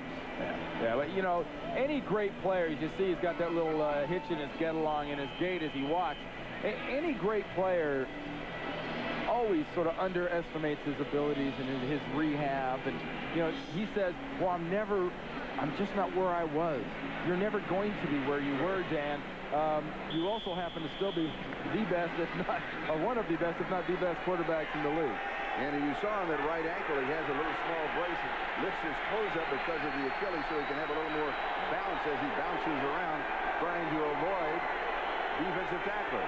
From the shotgun, he goes end zone, has a man there, right at the goal line, touchdown. It is O.J. McDuffie from 26 yards away, and the Dolphins managed to score with 2 seconds left in the first half. Tell you what, folks, don't stick a fork in these Miami Dolphins yet. They are not through. And if you got a leader on the field that's going to pump you up and get you going, and you have faith you can come back from anything, it's Dan Marino. O.J. McDuffie, middle of the screen. That's just momentum carries him in there. And I don't know why the defensive backs of the Minnesota Vikings were playing so soft all the way into the end zone. It's one thing to use the end zone as your backboard. It's another thing to be in there and let the receiver get all the way down there for that 6 points. Tony Dungy of the Minnesota Vikings now has something to get on his defense about at the half. And Don Shula and the Dolphins have something to be very happy and positive about. Miami wants a timeout. 2 points an option. I really think you have to go for 2 points in this situation. What do you have to lose? Your momentum is definitely not on your defensive side of the ball. And for Dan Marino, that is his 308th career touchdown pass. As you know, of course, second in the NFL only to Fran Tarkenton. That is updated. Dan Marino closes the gap on Francis. Should nail him latter part of next season, everybody says. Yeah, you know, but Dan Marino and Warren Moon are quarterbacks that are both at that same point of their careers where, you know, how long are you going to play? What are you going to do? Well, I'm taking it year to year. And Dan knows, I think, last year he would have had a heck of a shot of getting back to the Super Bowl if he hadn't been hurt. This year, he has a lot of faith in his running game, a lot of faith in his defense. But the bottom line on Miami, this is the guy that carries the Dolphins. And they go for 2.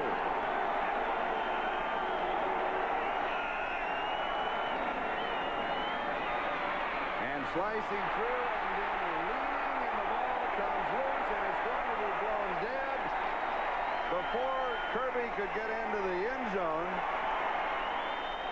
as Carlos Jenkins, who yesterday was pumped a mile high, leads the defense. I mean, Kirby's hurt. But we talked to Carlos Jenkins yesterday, and I didn't know whether to say he was very enthusiastic or needed a rabies shot.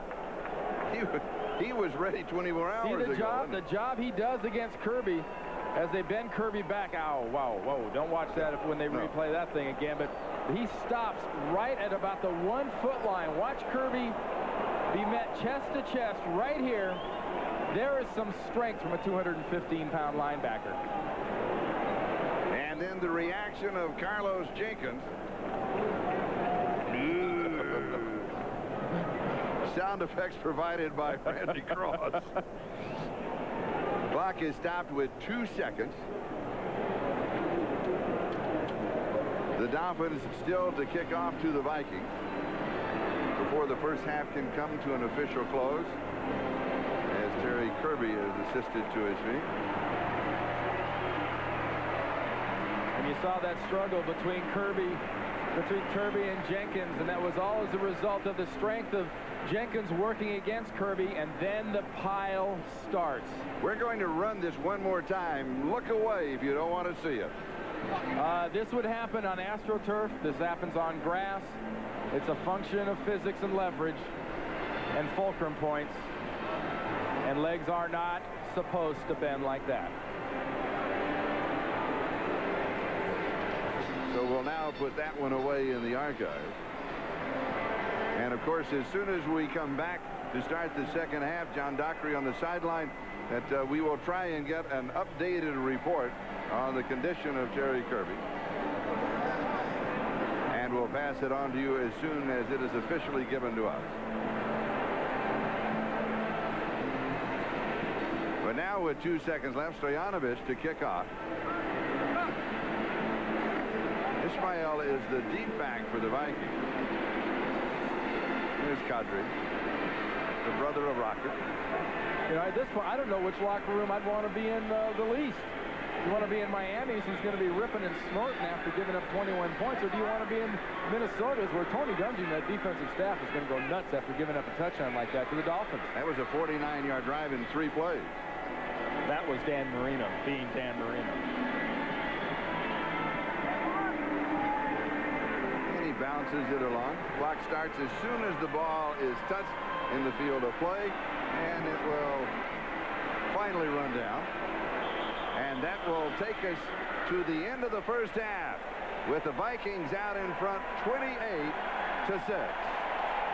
Stay with us for halftime in New York City. Halftime, the Vikings leading the Dolphins by a score of 28-6. I'm Charlie Jones along with Randy Cross and John Dockery, who has joined us on the sideline. The first half, you could say, was Moon over Miami. Warren Moon completed 17 of 21. He threw for 215 yards in the first half, including 3 touchdowns. The surprising part, really, I mean, I was anticipating Dan Marino being under pressure, and there was a chance that he'd make mistakes. He made 2 big mistakes, those interceptions in the first half, and they really took advantage of it from Minnesota. That's the biggest difference to me. This game is about gone like I expected. It was just 2 mistakes by Marino that made the difference. All right, let's look at the official numbers as we take a look at the Coors Light halftime statistics. And what you look at is the bottom there, the opponent's points off of turnovers. And just imagine what Dan Marino's stats would look like if he had not gotten those last, 49, 50 yards or so on that last drive. At the very end on that last drive. So this is a situation Dan Marino's faced with coming in here where it's one of those, okay, show us that Hall of Fame. All right, let's go down to John Dockery. Doc? You know, Charlie, had a chance to talk to both coaches, and of course Dennis Green is really happy with what's happening. He said, we spread the Dolphin defense out with 3 wide receivers and some other formations, and Warren Moon is making the right decision. He's learning the offense better. He also said, obviously, the running game is working, and that's making it click. Don Shula on the other side of the coin, obviously not real happy. He simply said, hey, we haven't made any plays. And the play that he called the backbreaker in the first half was the catch by Carter down in the end zone. I asked him, how do you fix the woes from the first half? He said, hey, we simply have to make some plays. As far as Kirby's injury goes, he's not out yet. They're still examining him, and as soon as I have an update, I'll get it to you. All right, good. Thank you, Doc. John Dockery brings up a good point, what Don Shula said. This whole Miami Dolphins team has to be kind of like the cornerback. You're always saying defensive backs have to have the shortest memories in the world. They've got to come down with a case of amnesia. Come out here on this field right now, and first half, what first half? All right, the Dolphins will have the first opportunity on offense here in the second half. So Fuad Reveiz will be kicking off.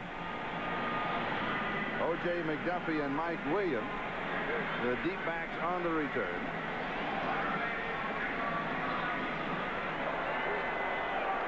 Miami trailing 28-6. The third quarter is underway. And on the return is O.J. McDuffie. And he is spun under just past the 25-yard line. And here's a look at beleaguered Dan Marino as he comes out, and his comparison with Warren Moon in the first half. And 9 of 21, 143, 1 touchdown, 2 interceptions. They loom so large. That's very un-Dan Marino-ish, and Warren Moon couldn't have done any better. He's 5 of 5 to Chris Carter. Matter of fact, last 2 weeks, he's 14 of 15 passes in Chris Carter's direction. So Miami starts first down on 25-yard line. And Marino, of course, comes out throwing passes complete to Keith Byers. Byers, an excellent receiver coming out of the backfield and a very tough football player for the Dolphins. There are some who say he is the toughest man on the team. Hey, you talk about the patience necessary, and Dan Marino has to move these guys down the field and not worry about the points involved here. To see Danny smiles, he's definitely relaxed. What they have to do, Byers must be involved. Keith Jackson must be involved. You know, where was Keith Jackson in the first half? Such a big part of the Miami offense last week when they totally just dominated the New York Jets. 2nd and 6. Bernie Parmalee is the tailback, but now Marino operates out of the shotgun. 2nd and 6. And he swings to the right side to Parmalee. And Parmalee is pulled down, but he's going to pick up the first down. Now let's go to John Dockery for a report on Terry Kirby. Charlie, you know, I just got the report on Terry Kirby, injured right before the half, running back from the Dolphins, and they said it's his right knee. There is some damage. They don't know how extensive, but they are definitely sure that he will not be back today. I'll keep you posted, Charlie. Back to you. All right, thank you, John. Miami with a first down, their first down of the second half. And here is Parmalee. And he's going to pick up 3, maybe 4 yards on the play. Now, interesting, now the Vikings have put Miami in a situation that they wanted them in. And I was at least kind of stunned when we were told we want Miami to throw. Well, they really do. What they don't, Dennis Green and the Vikings don't want to have happen is Dan Marino to be able to run the ball against their defense and throw when he wants to. What they want him to do is not be able to run and throw because he has to. Big difference from a quarterback and a defensive lineman standpoint. Go from the shotgun. It's 2nd down and 7. Little shovel pass underneath to Byers. Byers up the middle of the 40-yard line of the Vikings. 19 yards on the play. First down at the Viking 40-yard line. Well, I'd say so far that Miami case of amnesia is working pretty good. They've got that first half out of their system, and they're just going right at and taking it to the defense of the Minnesota Vikings. Am I the only one, or do you notice a little bit of that fire and that pep that was in that Minnesota defense right now isn't there? It's not there. It's, you know, you come out, you're leading 28-6. It's that natural letdown that you have. And Marino dumps this one over the middle. It's dropped by Keith Byers. He wanted to go deep to Irving Fryer, but he was covered, and he just came off it to drop it off to Byers. See, Marino's got great passing stats, and he's a wonderful quarterback, one of the greatest who's ever played this game. The bottom line for Danny Marino and his quest and his dream to get into the Super Bowl, he's got to have a 1,000-yard rusher, and he has never had a 1,000-yard rusher.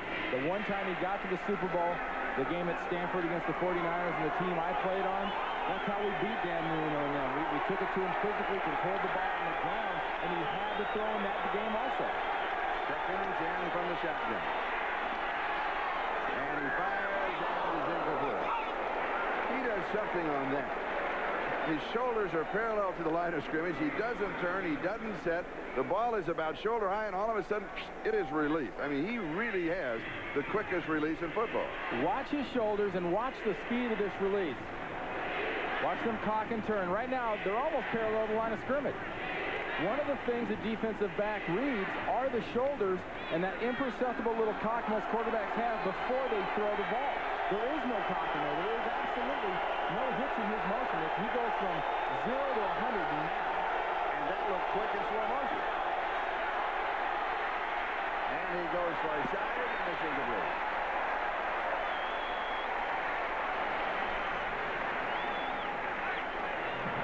McDuffie, the intended receiver. It is 4th down and 10, and Miami not wasting any time. They're going for it on 4th and 10. This is no real big thing, I think, to Don Shula and his staff. You're down 28-6.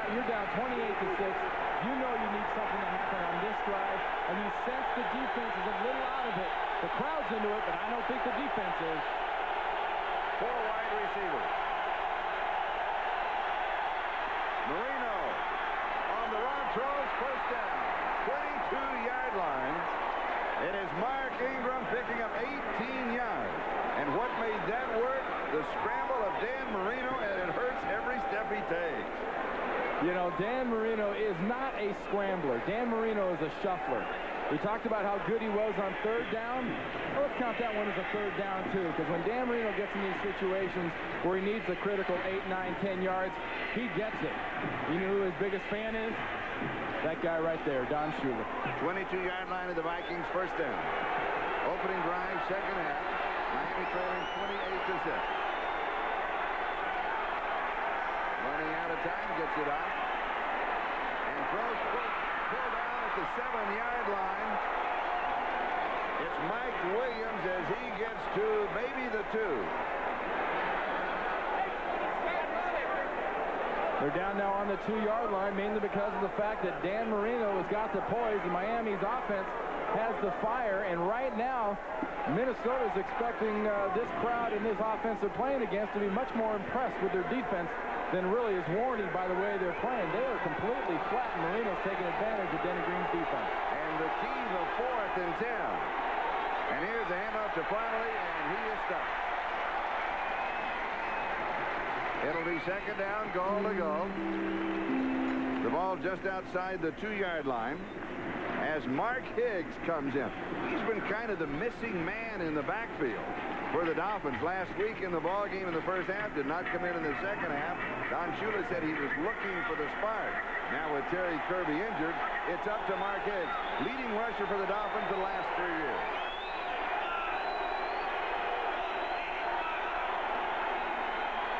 And a fake to Higgs. He places a block, throws, pass complete, and into the end zone for the touchdown. Greg Beatty, the 3rd tight end, he's also the snapper, scores a touchdown, and Marino just drilled him. I tell you, no one else in this league throws that pass, and nobody else's receivers in this league expect it to be coming. Watch this. You got to be joking me. I mean, it's a wonderful effort, don't get me wrong, but he puts this thing on a bullet. Lamar McGriggs is right there. He puts it inside a 1-foot circle, and now Don Shula sees the touchdown. How long does this decision take? Go for 2, guys. 2nd time in the ball game that the Dolphins have gone for 2. They failed the first time. It's 28-12. 4 wide receivers. Marino fires 2-point. And it's Irving Fryar. So the Dolphins have cut it in half. They now trail 28-14. Economical gas. Think what you'll save. By AT&T. We help put your world within reach. And by Domino's Pizza. Call Domino's now. Buy a large 2-topping crunchy thin crust pizza and we'll give you a medium pizza free. Outdoors, that is the skyline of Minneapolis. Indoors here in the Metrodome, the Miami Dolphins in the last 4 minutes and 39 seconds of the ball game. Remember, they scored with 2 seconds to go in the first half. They have scored 14 points. They're right back in the middle of it. Yeah, that's a situation. You see, the numbers in that phone have changed from 911 to 346 now after the success of the offense and Dan Marino have had so far. You see the scoring drive from just a little while earlier, and what that was a statement, sort of a here I am in your face by Dan Marino to the defense that, to be honest, did not stand up to it at all. So Pete Stoyanovich will be kicking off for the Dolphins, facing the sideline Warren Moon. The Viking offense has not been on the field in the second half yet. Kadri Ismail, who is the deep back on the return. And Kadri will pull it in at the 8-yard line to the 15. Here is the reverse. He picks up a block. It is Robert Smith. The flag is down. And around the near side and down the sideline is Robert Smith on the reverse, but a marker at the 36-yard line. 32 yards on the return if it does stand up.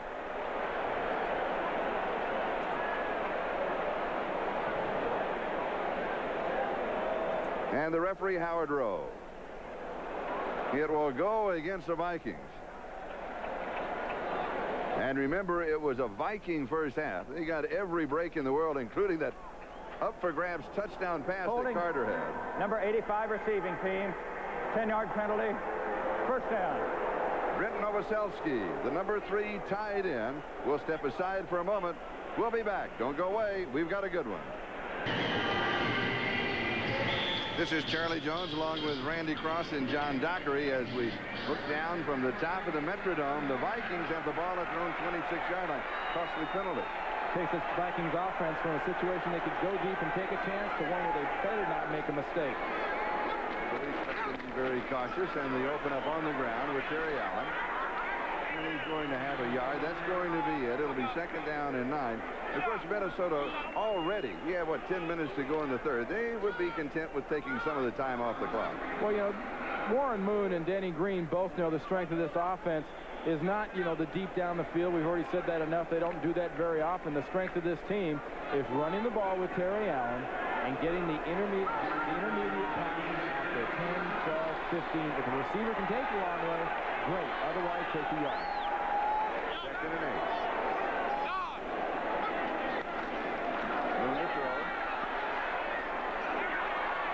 Double coverage, it is incomplete. Chris Carter, the intended receiver. Darrell Malone was there. And it's going to be 3rd down and 8. Hey, just look in the eyes. Look at Chris Carter's eyes. Look at the guys in the huddle for the Minnesota Vikings. They seem to be suffering from the same thing that their defense is. They're just quite not as fired up and springing and bouncing and going. And you know, they look like a heavyweight fighter who had a guy hurt at the end of the first half, and now they look like a guy that didn't warm up enough before the fight started. 3rd down and 8. Carter goes across in motion, Moon to throw. He goes deep over there.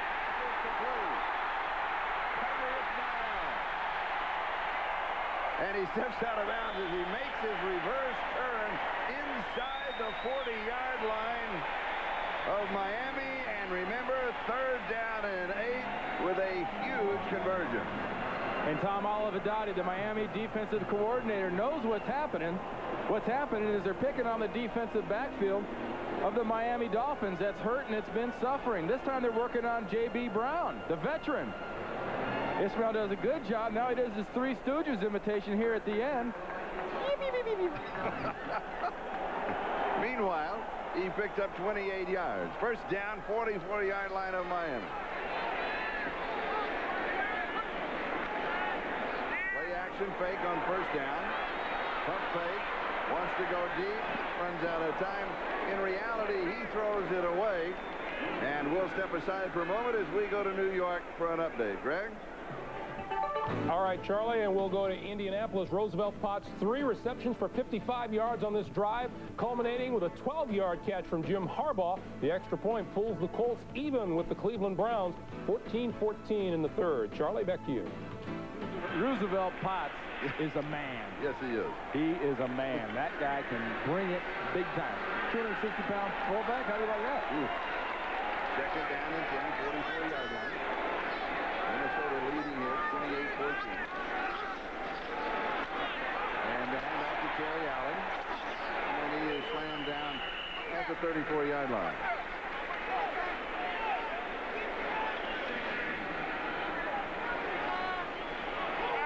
Watch on the backside. The guy to watch right here is Todd Stussy. He's going to pull on this counter.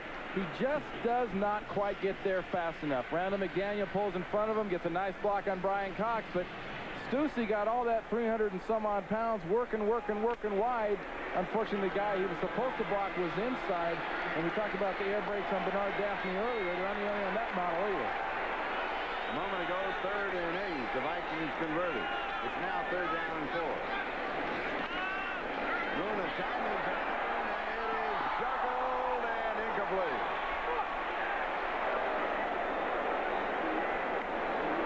Well, Warren Moon's been in this offense now for about 6 months or so. I guess you could say he's been learning it. One trick this old dog knows. This is a familiar looking pass from Warren Moon's days in the run and shoot. Good arm over by Jake Reed, and Warren Moon just floats this thing up, hoping that J.B. Brown doesn't react and look back. And you know, J.B. Brown right now seems to be the defensive back of choice for Warren Moon, these receivers. 52-yard field goal attempt. Wide Revade with Saxon holding. And he nails this one. And he misses. From 52 yards away. That makes NFL kickers now 0 for 14 from 50 plus. You got to get it low. The danger when you get it low, unfortunately, the goalposts are a little too high.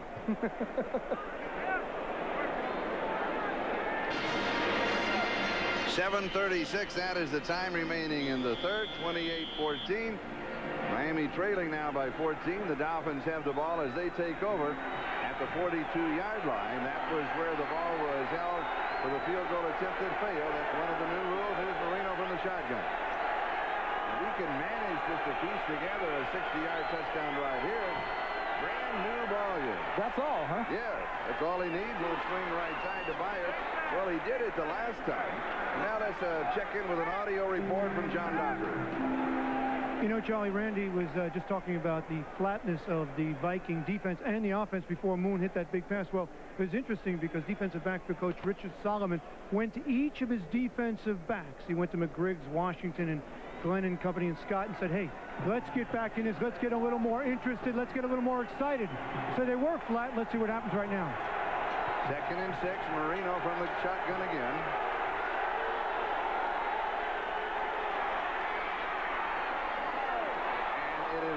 To the hands of Bernie Parmalee. How many balls have gone off of the hands of receivers for the Dolphins? 5.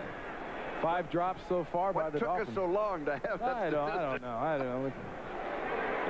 5 drops. That's the fastest way. You know, John Dockery was just saying that the Minnesota Vikings need people to get fired up. The quickest way to fire somebody up is to bat a ball up in the air, cause a turnover, and reverse his momentum. Because Don Shula knows if he pumps his defense up, he's got a real shot at this, because this offense stays pumped. 3rd and 7.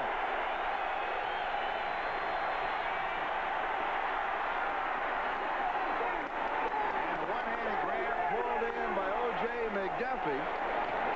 11 yards and the first down. Marino was off target. McDuffie had to battle it, and he pulled it in. Good reception. It really is, and it's another example. Remember, we said he's not a scrambler, he's a shuffler.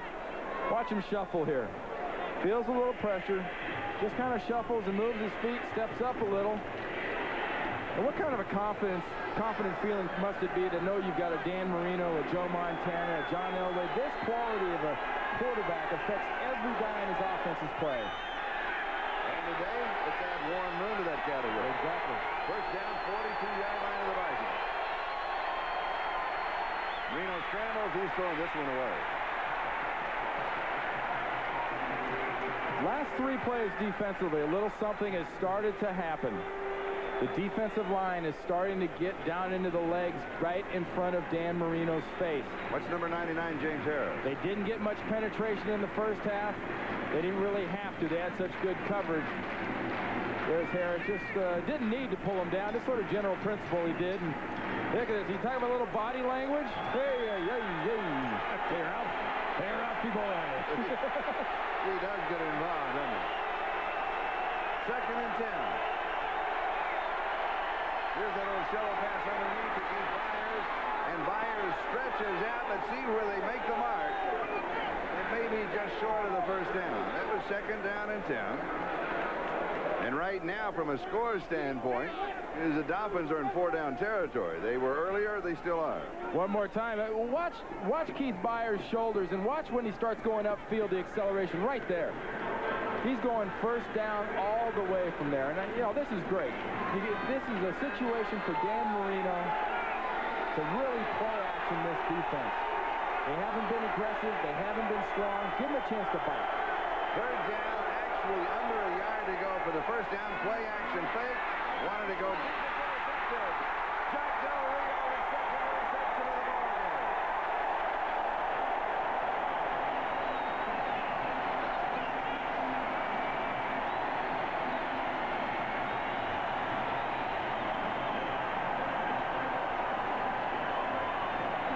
The spark that the Vikings needed. The disillusionment of Dan Marino. There's Jack Del Rio, 55. We mentioned big plays at big times. They bid a little on the fake, and you're going to add the number 2 to the list of passes. Once Dan Marino sees that one, he knows he shouldn't have thrown that one. Watch it again. Over the middle. I've got my guy. Wrong guy. And the Vikings got the ball back in. Watch 2 things. Watch Parmalee coming out of the backfield, and watch this section of the field and see how many purple jerseys there are in that little circle by the 75th anniversary patch when Marino throws this ball. 1, 2. Well, there's 4 people in that area, and unfortunately for Dan Marino, 3 of them have purple jerseys on. And the Vikings have the ball on the turnover at the 32-yard line. First down. Minnesota leads 28-14. Moon comes down, a little soft toss, and the pass is complete at the 35-yard line to Chris Carter. J.B. Brown was there.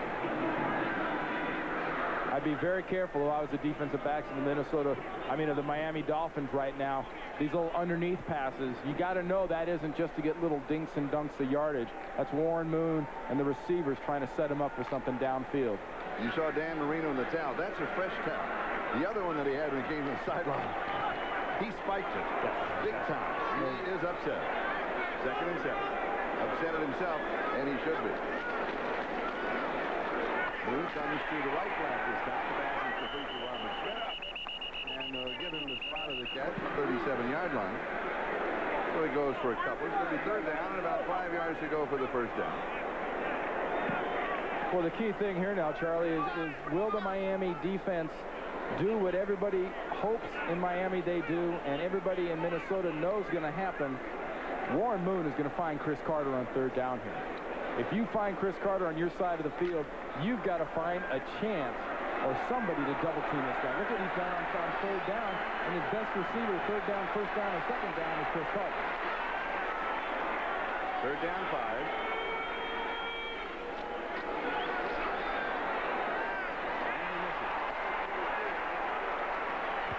But it was going to Robert Smith.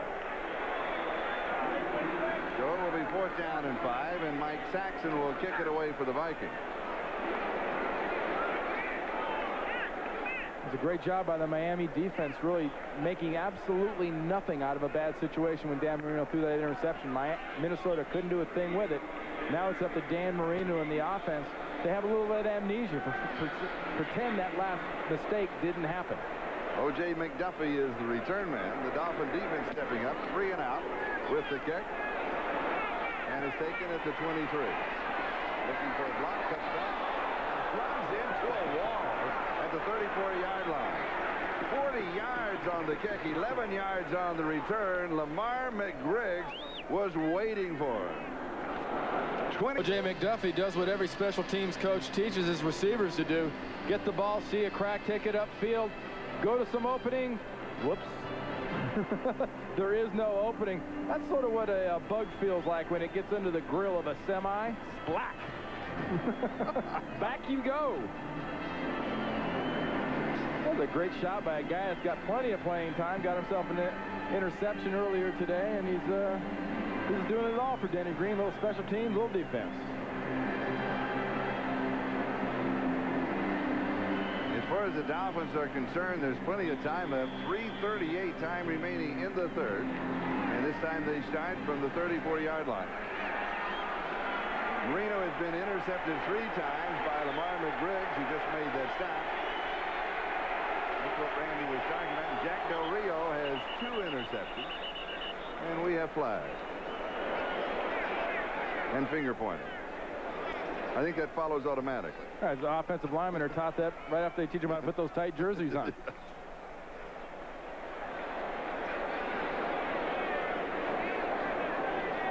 Prior to the snap, we got a neutral zone infraction. Number 95 on a defense. 5-yard penalty. Repeat first down. I believe he means 97. Watch Thomas. He's in that cock position we were talking about. The head comes up. He's trying to time the snap. That's just anticipation. That's a defensive lineman not watching the ball and saying 1,001, 1,002, he must be going. The advantage from being in that cock position. Well, the real advantage is you can see the ball better and shouldn't jump offside. What it really does, it forces double teams inside between one of the guards and the center and should free up man-on-man blocking for other tackle. 1st and 5. 4-man rush. Marino throws, has a man wide open. Pass is complete to Irving Pryor. Pryor lost the defender, and he cut off the route, was about 3 yards in front of him. First down. And you talk about that release, and nowhere is that release more critical than when Dan Marino sees this kind of an opening. Look at him push off Anthony Parker, number 27. I mean, you give a guy a 10-yard cushion to give him 5 more in your back pedal, they're going to do that to you all day long. First down, Viking 42. See if there's something on the ground for Bernie Parmalee, and there's not. Marked it for a yard. It'll be 2nd down and 9.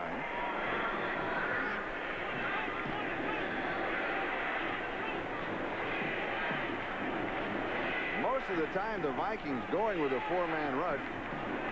They blitzed, what, half a dozen times max a game? Maybe. They blitzed the first couple of possessions on Dan Marino. Haven't done much since then. They like to show it. We've got it. Then they come back and stay with their 4-man front. And there you see it.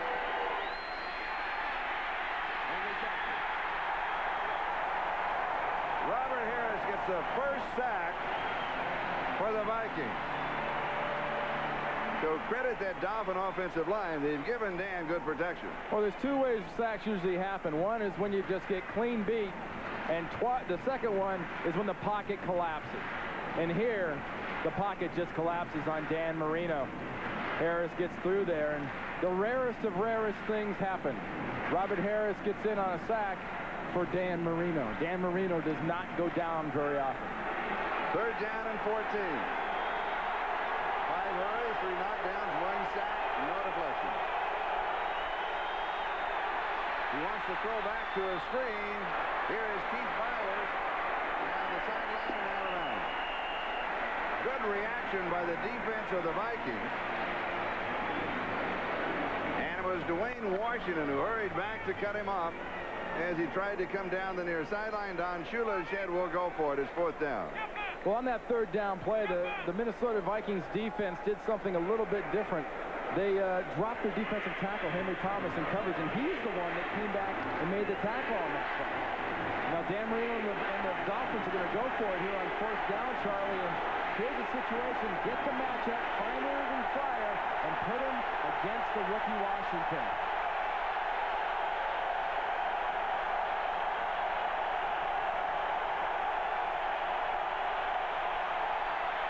There he is. He's got it. Irving Fryar.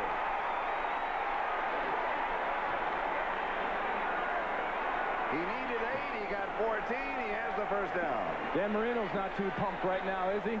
And Denny Green knows his defense and his offense are just off that little bit. They're bringing the blitz. They're trying to pressure Dan Marino, and they know where they're going. Fryar on Washington. Marino getting pressure, hangs in the whole way. Does he ever take his eyes off Fryar at any time of being hit? And does Don Shula ever take his eyes off Dan Marino when he goes down? 25-yard line, 1st down. Deep over the middle and a underthrow. It's incomplete. Keith Jackson, the intended receiver, 2nd and 10. You saw Dan Marino turn around real quick and just point to the sideline. You know, like, we're doing it. We're coming back. And watch Shula's reaction. Sees the completion. Looks over at Danny and says, okay, yeah, I know. Nice pass. 2nd and 10, 25-yard line. They were picking on the rookie, Dwayne Washington. Fouled that away. They may come back at him if they need him again on this drive. There's the right cornerback for the Vikings.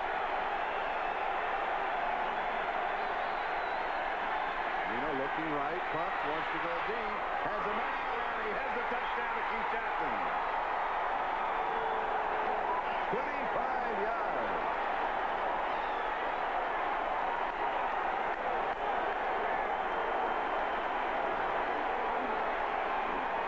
Where was Keith Jackson?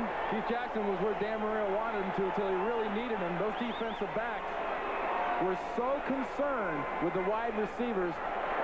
Keith Jackson gets right behind everybody. Watch the coverage underneath. There's Keith Jackson, the bottom of the screen in the slot. Everybody's moving up on the wide receivers. McGriggs lets Jackson get right behind him.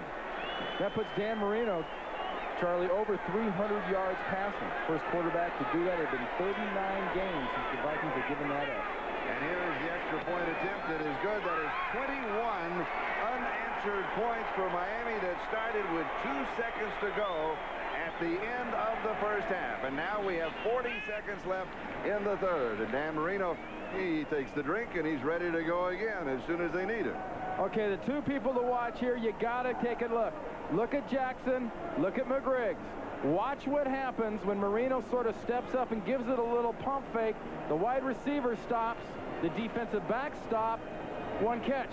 Keith Jackson doesn't stop. he keeps running that post corner route, and he's wide open.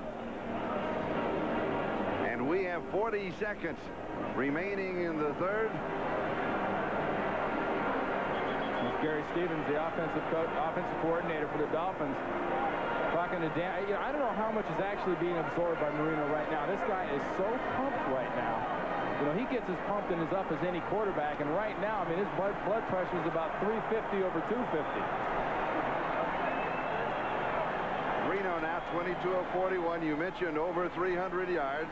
3 touchdowns, the first 300-yard passer allowed, and now 40 games against the Vikings, enforcing exactly what you were talking about a moment ago, 66 yards on the drive in 7 plays. Those passing stats are ugly but effective, and John Teerlinck, the defensive line coach of the Vikings, knows those guys up front. It's their job. They're the ones that held Dan Marino down in the first half. They're the ones right now that haven't gotten to him enough pressure. They've sacked him once, but they haven't gotten in his face enough. Pete Stoyanovich is kicking off with Kadri Ismail, the deep back on the return. And he takes it at the 5. He's out to the 10. And across the 25. They're going to mark at the 28-yard line. If you've enjoyed the action in this ball game, this is the first half of the doubleheader on NBC. Look what's in store for you. San Diego undefeated going against the Raiders. Jeff Hostetler proving last week that he can lead the Raiders possibly to a playoff. A very slow start. New England at Detroit. Some of you to see. Houston, Cincinnati. And then Pittsburgh at Seattle. For those of you in the Pittsburgh area and the Seattle area, that is a late ball game, a 3 o'clock start on the West Coast. That is not a mistake. You want to see a little firepower, that Raider-Charger game. Jeff Hostetler has got that touchback deep, and Stan Humphries is the league's #1 rated quarterback. Here goes Warren Moon. And he hands off to Terry Allen. And now, the Miami Dolphins defense, they are the ones who have stepped it up along with their offense in the second half. And the Vikings still stay flat. Exactly. The first half, it was the Viking offense and the Viking defense that was getting up and, you know, giving the high fives and screaming and yelling. And the enthusiasm was coming from them and this crowd. It was contagious. Right now, both teams have had a case of amnesia. Miami's forgotten what happened in the first half, and Warren Moon and the Vikings have just forgotten. After 3, Vikings lead it 28-21. We start the fourth quarter. Vikings at their 28-yard line, 2nd and 10. Moon fires, pass is complete. First down, Jake Reed. 17 yards. Jake Reed certainly asserting himself in this ballgame, learning to intimidate. 6 for 77. Well, you've heard the term alligator arms, Charlie, where the receiver goes over the middle and those arms just won't extend. Look at those arms extend on Jake Reed. And the guy that threw that ball was just as tough as Jake Reed was, because Warren Moon just gets pummeled here.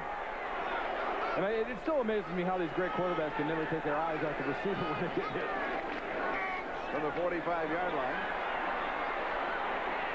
Here is David Palmer. Now for an update, let's go to New York and Greg. All right, Charlie, at Indianapolis, Vinny Testaverde, the lowest rated quarterback coming in the league, has thrown his 3rd touchdown pass of the day. 65 yards. This one clicks with Leroy Horde. It's a 21-14 Browns lead at Indy. Charlie? All right, we come back to the Metrodome where we have 13:47 and counting. 2nd down and 10. Vikings at their own 45-yard line. Vikings leading 28-21. Now remember, they were up 21-0. Going underneath the coverage, the pass is complete to Chris Carter, his favorite receiver. Chris Singleton with a fistful of jersey. J.B. Brown there in the conversation. And that puts Mark it at the 49. Go ahead. And Charlie, that puts that passing combination 7 of 8 so far. What is that? That's no Viking. I'm sorry. I'm sorry. That's no Viking. I beg to. The Viking was the old guy with the big robe and the long thing that was blowing in the horn. And that guy looks like some of the refugee out of a rock concert today. He called off his bike. He lost his way. Warren Warren Moon to throw. Steps aside.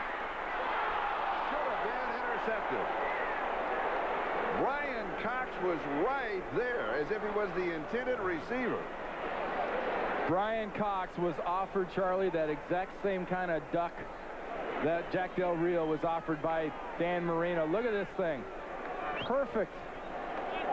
Just knocked it down. Warren Moon's got to be thinking as soon as he throws this, I better cover. Yes.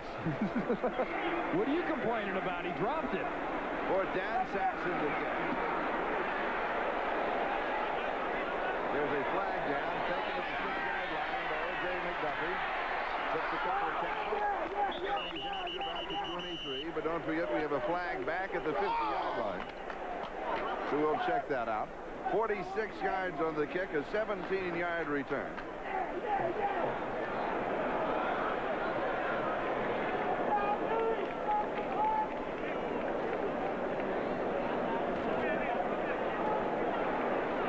And that's a delay. You notice, of course, the hats of the officials.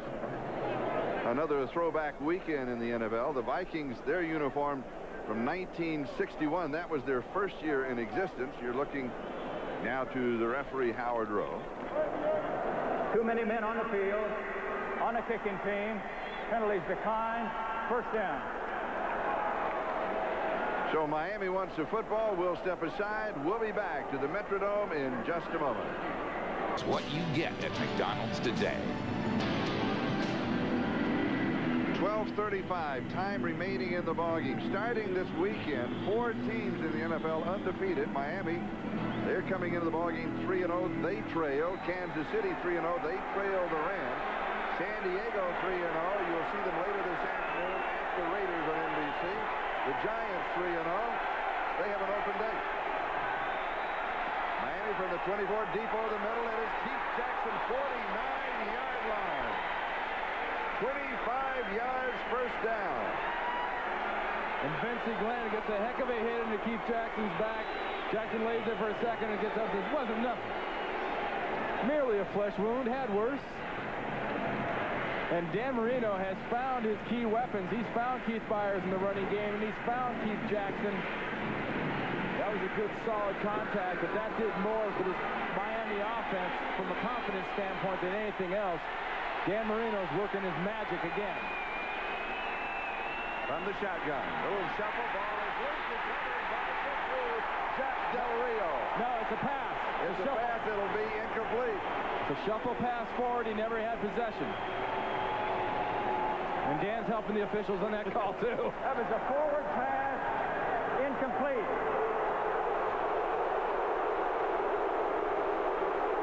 I guess they disagree here. Yes. Now watch what happens here. Gives up. Now what? That's a forward pass. Henry Thomas, wonderful job, great penetration. But as soon as that ball goes out of Byers' hands and hits the ground, it's nothing more than an incomplete pass. 2nd and 10.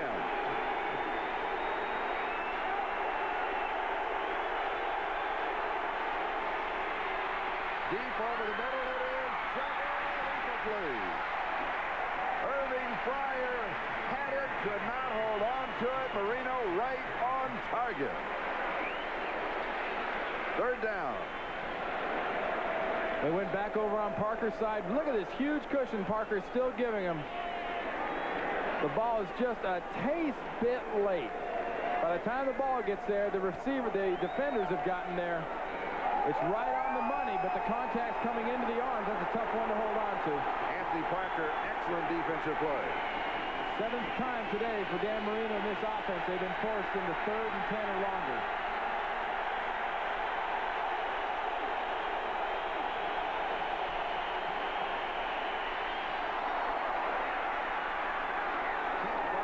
Pulls it in.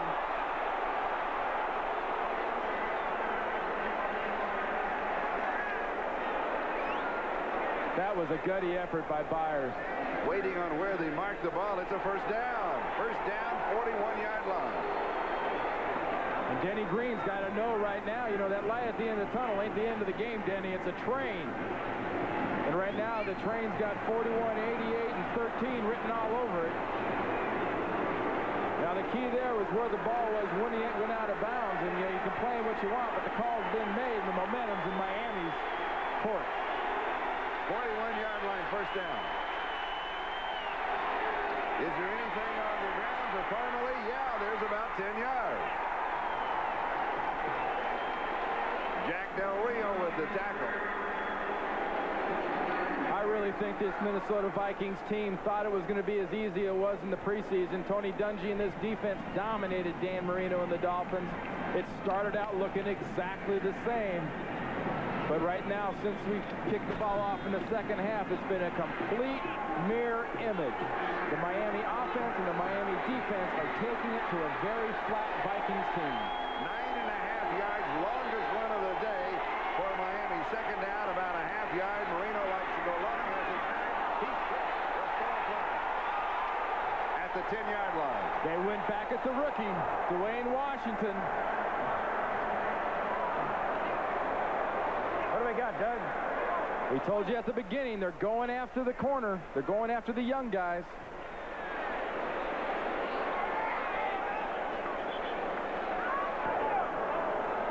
Pass interference.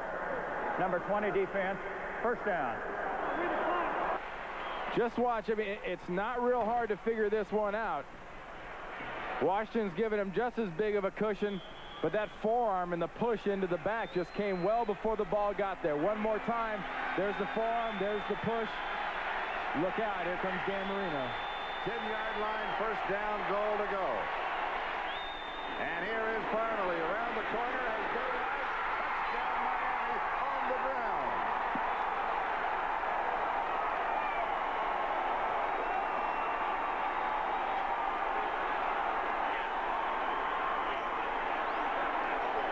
Nice job by Parmalee getting this ball around the corner and taking it in, but watch the blocking involved against Tony Dungy's defense. Dungy and the defensive coaches have got to be at a loss now. Their team looks flat. Fires. Whack. Takes care of McGriggs.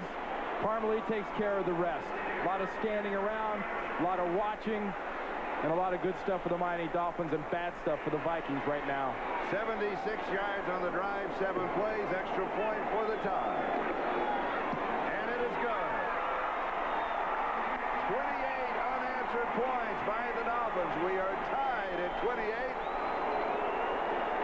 And the reaction of Don Shula.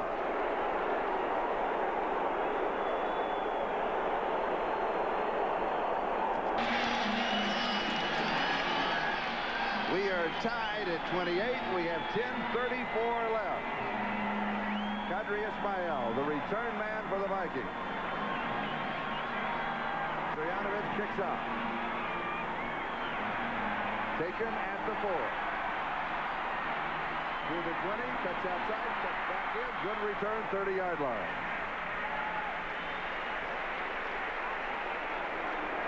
Dan Marino, 28 unanswered points. Talk about comebacks. One of the great ones, the guy that is pumped up and as ready as he is right now, he can probably throw a ball 80 yards in the air and throw it on a nickel. And Warren Moon, he has seen 28 points disappear. He's seen points disappear before. Remember the Buffalo game, the wild card? Up 35-3, and they lost it in overtime. And, of course, a different time and a different ball club. He was with the Houston Oilers. He has a first down at the Viking 30-yard line. He play action take pressure from behind. He avoids it. Throws nice play. Jake Reed does it again. And Warren Moon would not go down. Well, we talked about the shuffling and moving of Dan Marino when he's in the pocket. Warren Moon, a much more mobile quarterback, but what gets him through that one is another little shuffle. And a good job by Jake Reed of staying with his pattern, staying with this pass. He doesn't know what's going on behind him. He knows Moon's in trouble, though, when he sees that ball in the air and he has to run back to it. Jake Reed now has caught 7 for 90 yards. 43-yard line first down. 9:45 in counting. Time remaining in the game. Play action fake. Deep over the middle. Wide open is Chris Carter. And the connection of Moon to Carter. No, Jake Reed. And here's the guy that's coming. A little bit of a coming out party. Top side, Jake Reed. push, push, push, and then make your break. I like this guy. He's getting aggressive, he's looking strong, and he's playing his size. And he has now 99 yards in receptions. 36-yard line, Miami.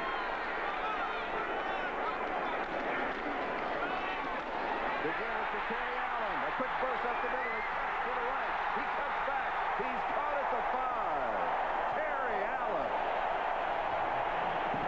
30 yards. Denny Green says, here's how you answer a problem.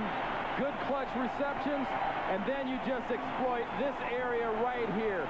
Watch what happens between the guards on this play. Good job, coordination between Randall McDaniel and Christie, the center. Bernard Daphne, the right guard, and Terry Allen just being Terry Allen once he gets in the open. 114 yards rushing for Terry Allen. 6-yard line. First and goal. Robert Smith. And he's got 3 to the 3. It'll be second down and goal to go. We're moving on the 8-minute mark. Time remaining. We are tied at 28 as the Vikings try to piece together a 70-yard touchdown drive to regain the lead. Well, you see the principals involved: Marino, Moon, Shula, Green. At halftime, things are looking ugly, looking like a game where one side's got to try to come back and the other side's got to hold on. Now it looks like two heavyweights just saying, take this, bam! No, you take this, bam! Scotty Graham is the remaining back. And he's the ball carrier. And he is in for the score.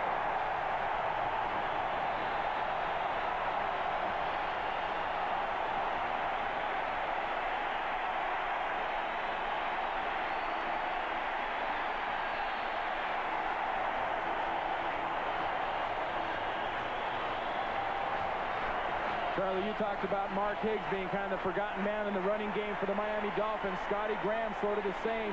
Terry Allen back from the knee injury. Graham carried this team running-wise at the end of last season. But right there, you talk about those heavyweight punches. That was a straight right to the face. And the extra point is good. The Vikings regain the lead. They are up 35 to 28. Back for the kickoff.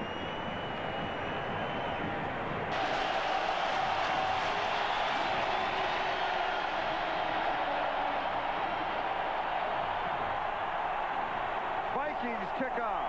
It is hit by an up lineman, a scramble for the ball. It's anybody's ball. The Vikings say they have it.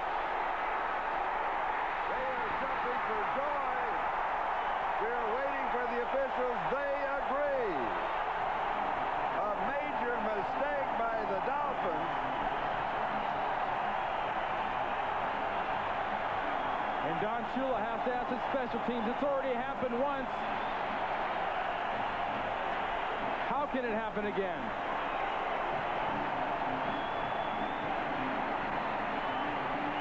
Revez, very shallow, just drills the ball.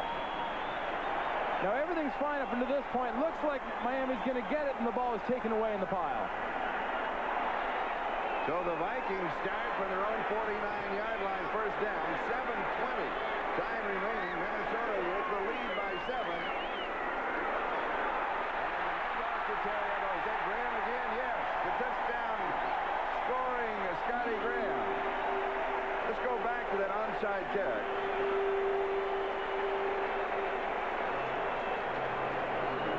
Just bounces around, and here it's out, and now there it is right there. You saw Griffith come up there and just dive in at the end for that ball. This is huge. This puts Minnesota and Warren Moon in a wonderful position. Second and short. You're throwing the ball well. You've got a matchup you like with Chris Carter. I think you go for it. And you have the lead, and you can take time off the clock. And they elect to take time off of the clock. And here is Graham again. And Dan Marino standing alone, hoping for one more, possibly two more opportunities. He might need them both. Scotty Graham carrying the chains are going to come out. Number 31 for the Vikings. An interesting story. Last year he was working for a pharmacy in Columbus, Ohio, and he got the call. And he then came in to report to the Vikings. And like you said, he has been overlooked this year, but not in this ball game. That is Scotty Graham of Ohio State, number 31 for the Minnesota Vikings, and there he is. A delightful young guy who is really a no-nonsense running back. He doesn't have the wiggle and the speed and the ability to kind of squirt through holes like Terry Allen is. He's got more the ability to create holes, and it's just what Warren Moon needs here for two reasons. One, to eat up the clock. Two, to get his running game going. And three is the possibility of another big play. Denny Green, Warren Moon, Brian Billick, their offensive coordinator, are not lay-down offensive people. When they get a chance, they smell an opportunity, they go for it. Third down and short.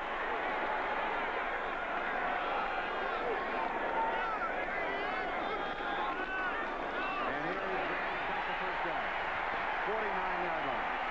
To the 39-yard line as he crosses the 40. I tell you, two people you got to take your hat off to though, after that kickoff though by the Minnesota Vikings though is not only Denny Green, because the ultimate decision is Denny Green's, but Gary Zahner, who's the special teams coach. You want to talk about it, you know, a few guts. You can suggest that to a head coach, and when you suggest it and he does it and it works. The head coach is pretty smart. When you suggest it and it doesn't work, guess whose fault it is? You lose points on your SATs, don't you? You better hear that bus because you're about to be rolled underneath it. Miami, 39-yard line, first down. Moon now will milk the clock. This is incomplete. That does stop the clock. Read the intended receiver. Let's go to New York for an update. Gentlemen? All right, Charlie, in Kansas City, it is now a final. Rams quarterback Chris Chandler in the first quarter connects with Flipper Anderson, 72 yards and a touchdown. 3 Zendejas field goals and a defense did the rest. The first time in 204 games a Joe Montana quarterback team has been shut out. 16-0 Rams the final, Charlie. Boy, one of the major upsets of the season, and we have a penalty here. Well, it all started right there with Scotty Graham at the end of that play. Now, the problem is 15-yard penalty. Officials did not see the first part. They see only the second part. That's always the problem. They never see the first guy. They're going to catch the second guy. A critical mistake. And I tell you what, if I'm Brian Cox, you can pick on a better person than Chris Hinton. You don't want to pick on Chris Hinton. Not only that, you don't want to give up another stupid mistake by giving up another 15 yards. That is only the second penalty against Miami in the ballgame. And Miami's still right in the middle of this one. Vikings lead at 35-28. They have the ball now at the Miami 24-yard line. So a very costly penalty. But how often have you seen the concentration problem some players and some defenses have when they're thinking more fighting than football? They're thinking being more aggressive than they are thinking. Gets them in bad positions, and it comes back to that play-action possibility Warren Moon has in his pocket. And here is Green around the corner. He has about 7, and a flag comes flying in. Now you're seeing an awful lot of the frustration from the Miami Dolphins coming out, actually on both sides, but more from the Dolphins after having had this great lead.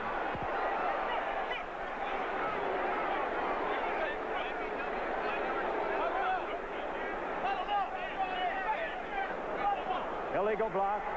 Number 86 on the offense. 10-yard penalty. Repeat first down. That's on Jake Reed. 5 minutes and 9 seconds, time remaining.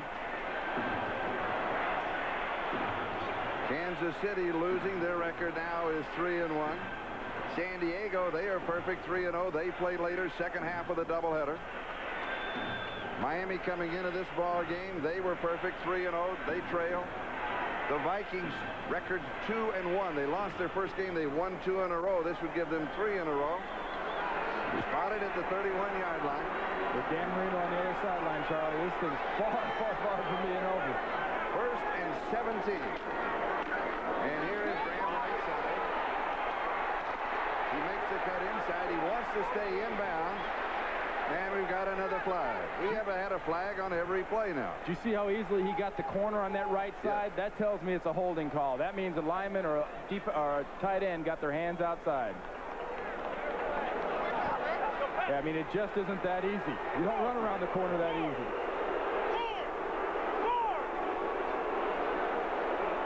And so 2 critical penalties against the Vikings. Number 78 offense, 10-yard penalty, repeat first down.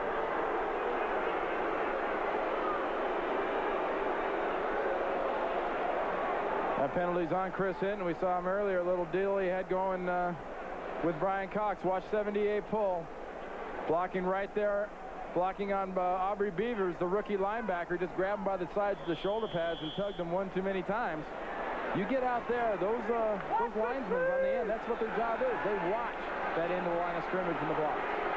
So it's now first down and 27. The ball back at the 41-yard line. And Moon to throw. And the pass is caught underneath the coverage. It's Andrew Jordan, the rookie tight end. The other tight end, besides Adrian Cooper, when they go to the double tight end set, is Cooper and Jordan. And the clock moving now, 4:18 and counting. That is the time remaining. You're at the Metrodome, Miami and Minnesota. Miami undefeated coming into the ballgame. Minnesota's record was 2-1. Vikings jumped out in front by a score of 28-0. And then the Dolphins came back to tie at 28-28. And Scotty Graham scored for Minnesota, a 70-yard drive. He scored from 3 yards out. The Vikings took the lead 35-28. They have it here, and they have the football. As Warren Moon goes to the far side, it is pulled down by the man of the afternoon, Jake Reed. What a game he is having. Remember the cushions the Minnesota defense was given. Here's a pretty good cushion working right here. Malone's giving them plenty of room on the outside. Now this is just want to here, because this ball is not exactly thrown right to him. You know, Warren Moon had to sort of guesstimate on this pass right here because he was getting such good pressure real late from Webster. 79 came right into his face, and Jake Reed went up and climbed it and got it. His 9th reception, 127 yards. And here is the handoff underneath to Scotty Graham. And the ball will be placed at the 20-yard line. And again, the officials separating players from the Dolphins and the Vikings. And Fuad Reveiz is coming out. And more importantly right here, Fuad Reveiz is set up in what looked like before as real long field goal range if they tried it, and now it's pretty reasonable. Fuad Reveiz's 4th quarter percentage, 76% of his field goals in the 4th quarter. The line of scrimmage, the 20-yard line. We have a timeout. Clock is stopped, 3:41. That is the time remaining. And don't forget the second half of the doubleheader here on NBC. Most of you to see that matchup in Los Angeles. San Diego, we mentioned undefeated. The Raiders are coming back behind their quarterback. Oh, Jeff Hostetler, he is coming on, and he's a leader. I mean, he's a guy not only can lead a team by his arm, but he'll lead a team by the nose. He'll grab them and take them with him. But first things first, we have to finish up here. 3:41. That is the time left. Hey, anybody that saw Notre Dame, Michigan, and then Michigan, Colorado yesterday knows that leads of 10 or more are never safe until it says 4-0-0-0. 38-yard field goal attempt. And it is up, and the crowd will tell you.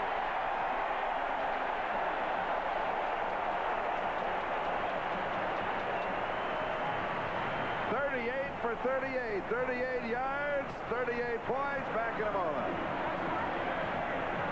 Charlie Jones, Randy Cross, along with John Dockery. Who would have thought that with a minute to go in the first half, it looked as if the Vikings, it was going to be a stroll in the park on a Sunday afternoon. Not me. This has been incredible. What a great job by Miami. What a flat job by Minnesota at the beginning of the second half. Now Miami's going the other way. Minnesota's going the other way. This is fabulous. This is the way it is supposed to finish up.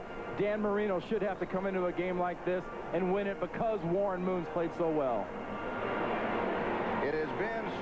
against strength, against strength, against strength. I think I covered all the bases. You were strong, bro. 3:37. That is the time remaining in the ballgame. The Vikings are up by 10. 38-28.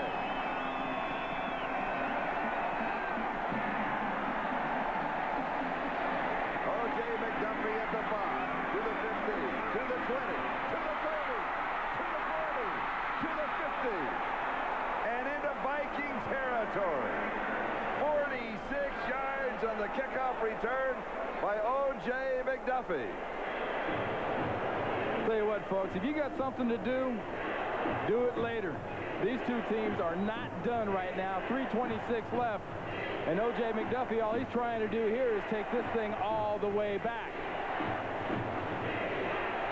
The ball at the Viking 49 for Miami. This is their best field position that they have started a drive this afternoon. 3:26 left.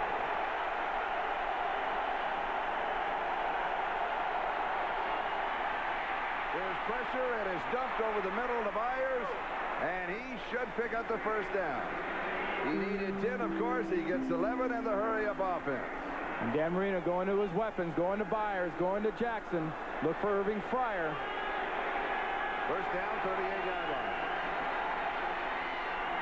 A little bit of a low snap, steps forward. He goes deep. All alone at the 5-yard line is Irving Fryar. 34 yards. It'll be first and goal. There was a flag. At the 42-yard line. Personal foul, and it's against Minnesota. It just keeps coming, Charlie. Dan Marino scrambled, was getting pressure, and then just saw that. You cannot believe that coverage was dropped by Brian Davis like that. He saw Fryar open. Watch Marino. He knows what's happening. He knows his guy's there. And that's unnecessary by Harris. Don't even bother with the hands up. That's Dan Marino you're hitting late. If it's close, it's a penalty.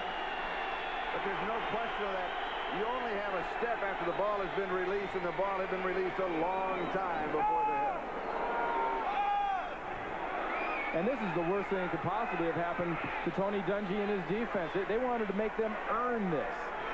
Return the ball to the 48, 49-yard line. Quick play, bam. Quick play, bam. Now they're down there, and we see Tony shaking his head. He knows it's not supposed to be like this. First down, goal to go. 2:53, time remaining.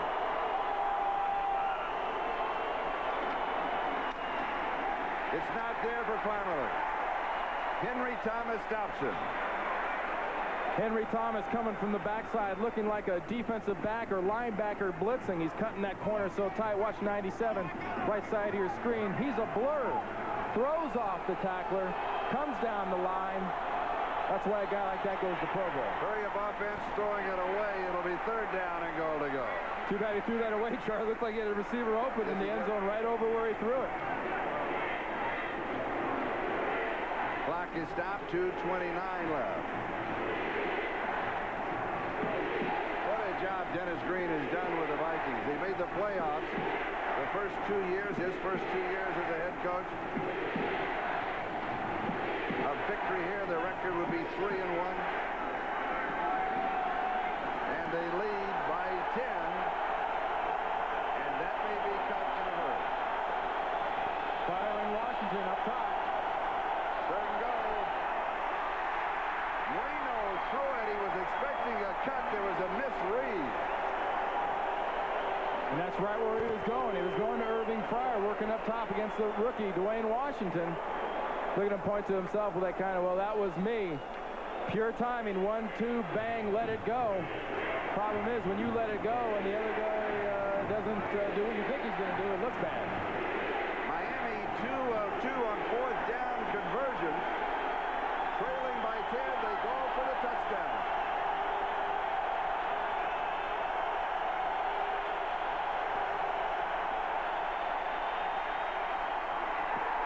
Incomplete.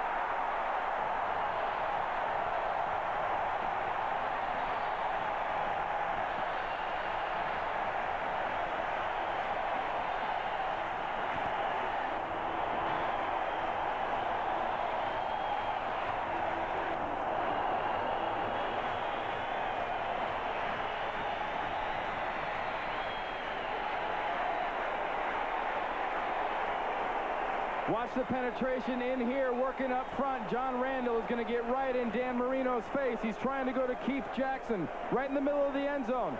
Such quick pressure, he can't get it off accurately. They haven't done it a lot, but a heck of a time to get the pressure from John Randall. And a clean hit on Marino because he hit him right after he made the release. And then he came up and did a little dance. Well, not even Dan Marino's got a quick enough release to get it away fast enough to avoid that pass rush. The Vikings now from their own 2-yard line. And here is Graham. He comes inside. And he is up to the 5. And Miami wants a timeout. 2:15. That is the time remaining in the ballgame. Vikings up by 10, 38-28. That's a tough decision when you get to that situation. You're down by 10. You know you need 2 scores. You go for the field goal there and try the touchdown later. That, of course, is second guessing. Yeah, absolutely not. I really happen to think that's a situation you've got to be going for the touchdown, because I think the offense of the Minnesota Vikings has the ability to take the clock away, as they're going to try to do here. The big offensive line is going to try to put their big bodies and use Scotty Graham as kind of a battering ram. Now, I really think you have to go for the touchdown there, and you worry about the field goal at the end of the game. Where is Terry Allen? He hasn't been in the last 2 or 3 sets. There he is on the sideline. Well, this is the time of the game, and, you know, Terry Allen knows it, the Miami defense knows it, and everybody on that offense on the field from Minnesota knows it. They're going to come off the ball, and they expect Warren Moon to hand the ball to the running back, and the running back, Scotty Graham or whoever, to have 2 hands on that ball. I don't care if it means losing a yard. I don't care if it means not getting that extra 2 yards. We don't put the ball on the ground. And here is Graham. And he is out to about the 8-yard line. And we'll take the countdown to the 2-minute warning. We have 2 minutes left in the game. We'll step aside. The Vikings have the ball and a 10-point lead. The big defensive play of the game, one-on-one. Burt Widener and John Randall, because there's a double team on Henry Thomas backside. We told you about it earlier. It was finally a factor. Randall cleanly beating Widener and getting in Dan Marino's face. 3rd down and 4. And Moon comes out throwing, and it is incomplete. Jordan, the intended receiver, had it for a moment and then couldn't hang on. It'll be 4th down. And it was just a high percentage, dump it right down here, just go for the quick first down. It was a very nice job by Chris Green, who got the start today at free safety, stripping that ball away from Jordan. So now with 1:56, that means that Mike Saxon will be kicking to O.J. McDuffie. McDuffie at the 50-yard line. I think you pressure this guy and try to get a shank punt out of him. He gets a pretty good one away. McDuffie backpedals to the 42. He's to the 45. 49-yard line. 50 yards on the kick. Only a 9-yard return. You see the time remaining. 1:47. Miami has the ball, and they trail by 10. As Dan Marino will gather his troops one more time. One thing you're really not sensing from the Miami Dolphins at this point is any sense of desperation. They're used to this. They've been here before. They know their quarterback's been here before. And Don Shula knows if anybody can pull this one out for him, it is definitely Dan Marino. 4-man rush for the Vikings. Marino is pressured, throws it underneath the coverage to Byers, and Byers down the sideline. And he may pick up the first down. Looked as if he was going to be out at the 42-yard line. And he gets to the 39, and he has the first down. And a great veteran, smart play by Byers catching this ball. You know, Marino's getting pressure. They got him by the leg. Byers runs out there, and more importantly, gets a good block from O.J. McDuffie. He makes the block that enables him to get the first down and get out of bounds. We mentioned earlier, Byers, an excellent receiver. He has 9 receptions for 76 yards in the game. Time remaining, 1:40. Marino hobbles forward. He goes deep over the middle. It is caught at the 9-yard line, maybe the 8, Irving Fryer. And here is that hurry-up offense, 30 yards. It is first down and goal to go at the 8-yard line.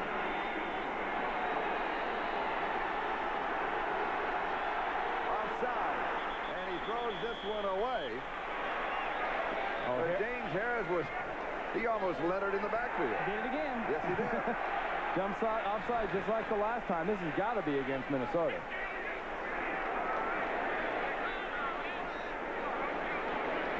And now this enables the Miami Dolphins to bring a Keith Jackson back into a game. This is offside.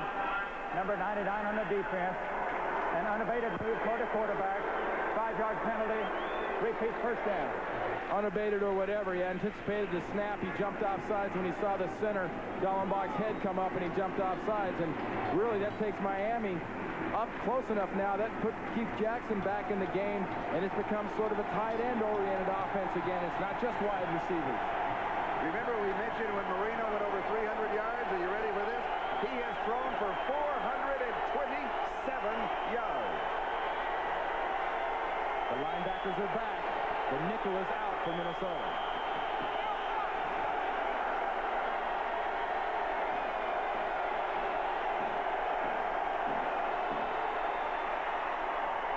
It is Byers. He dives. No, he does not go in. He didn't get in, but he got out. And he stops the clock. It'll be second down, goal to go, just inches away. Byers a little shaken up on that play, but what a great job of concentration and determination. He gets hit. Now he's got his eye on that pylon. Got to break the plane. Didn't break the plane, but Anthony Parker couldn't bring him down. McDaniel barely did bring him down, and that's about as close as you can get to being in the end zone without being in the end zone. Finally is the remaining back. That is a hand audible. Pump fake, fires, incomplete. Because of the crowd, Marino goes to hand signals in that situation. That's what he was flashing. And that's just a coordination there between he and the receiver. When he threw that ball, the receiver was thinking in, and Dan threw it out. Byers comes back into the ball game, and you might be dinged, and you might be hurting a little bit. You might be winded. You got to be winded after what the second half they've had. But you get back in the game because Byers, Fryer, and Jackson are the guys you go to. One of them has got to get the ball here. Third down, goal to go.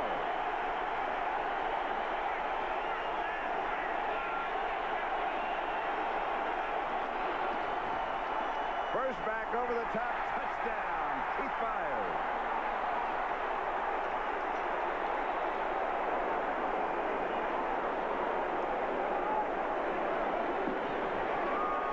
Good flash drive by the Miami's offense. Exactly what they wanted. Get the ball back and get it in the end zone fast. Byers just gets up there before anybody really from the Minnesota defense had any idea that anybody in the backfield had the ball. Little difference of opinions. I think that has to do with Mr. Byers celebrating with his spike in the end zone. The defense of Miami did not appreciate. That drive consumed only 43 seconds off of the clock. Miami pulling within 4. They want to cut it to 3. Here's the extra point.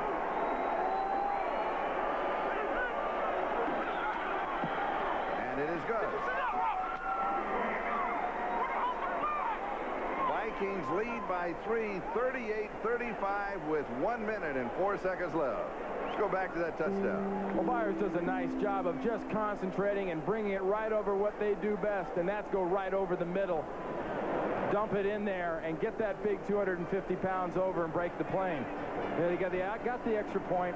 They're going to go to the kick here. I think they got to onside kick it. There's not really any choice here. You can't give the ball back to Warren Moon and let him try to do something with it. You got to kick the onside kick, and the biggest plays of the second half from a momentum standpoint have been from special teams. The kickoff return from O.J. McDuffie, not onside kick from Minnesota, but that drill kick into the front line. Miami with 1 timeout remaining. The Vikings have 3.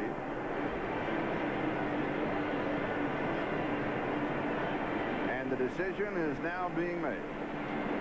Well, this is when the special teams coach definitely earned their money. But That's Mike Westhoff of the Miami Dolphins, their special teams coach. You saw Gary Zahner, the special teams coach of the Minnesota Vikings earlier.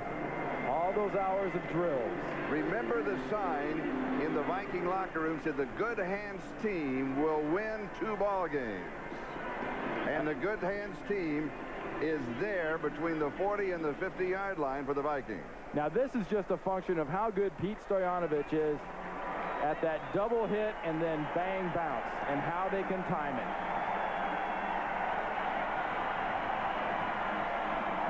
The Vikings special teams, this is their t-shirt. Hit hard and watch good things happen. And I'd make a little addition to that. Cover a football. Catch a football.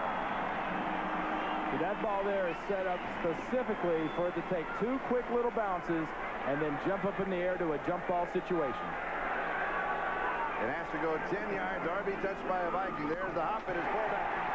Vikings have it. Chris Wall.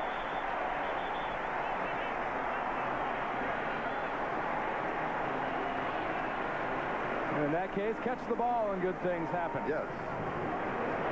And now the Vikings need only to run 1:02 off of the clock. Now what didn't happen here, it didn't go 2 bounces, and it didn't quite have that real high jump, that real high bounce I'm sure Stoyanovich and the Dolphins wanted to see out of this kick.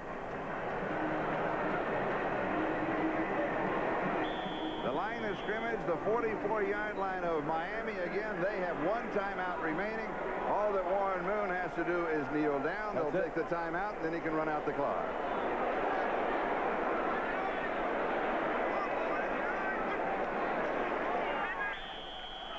Going to be a try that you couldn't ask for a better situation the way this ball game came out. I mean, talk about getting your blood pressure going and your heart rate going. And I'm sure Don Shula and the Dolphins, when they went in at halftime, and Dan Marino after his first half, didn't think really realistically.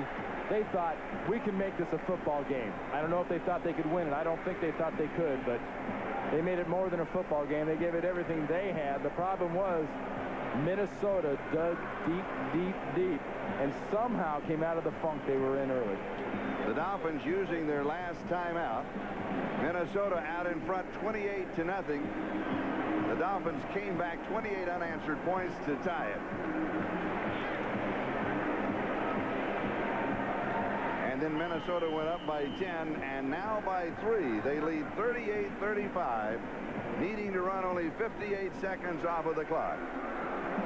And the Vikings and the Dolphins would have identical 3-1 record. You can what-if this thing to death, Charlie. You know, I agreed that Don Shula should have gone for that touchdown down there. Didn't need to kick the field goal. Sure, if you look at it now, that 3 points would have made this a tied ball game. I think in the context of that time, he made the proper decision and took the proper gamble. And I just had a thought. The way these 2 teams have played today, and the way we expect them to continue to play, they could just meet again. They might just have to go for the third as a charm. I'm sure Denny Green and everybody here in Minnesota would love that to happen.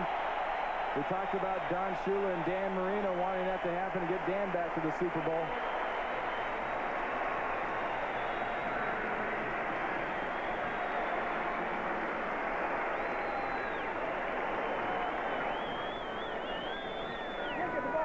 And with the kneel down, we'll now let the crowd take the countdown to make it official. The Minnesota Vikings defeat the Miami Dolphins by 3. The final score, Vikings 38, Miami 35. A great ball game for John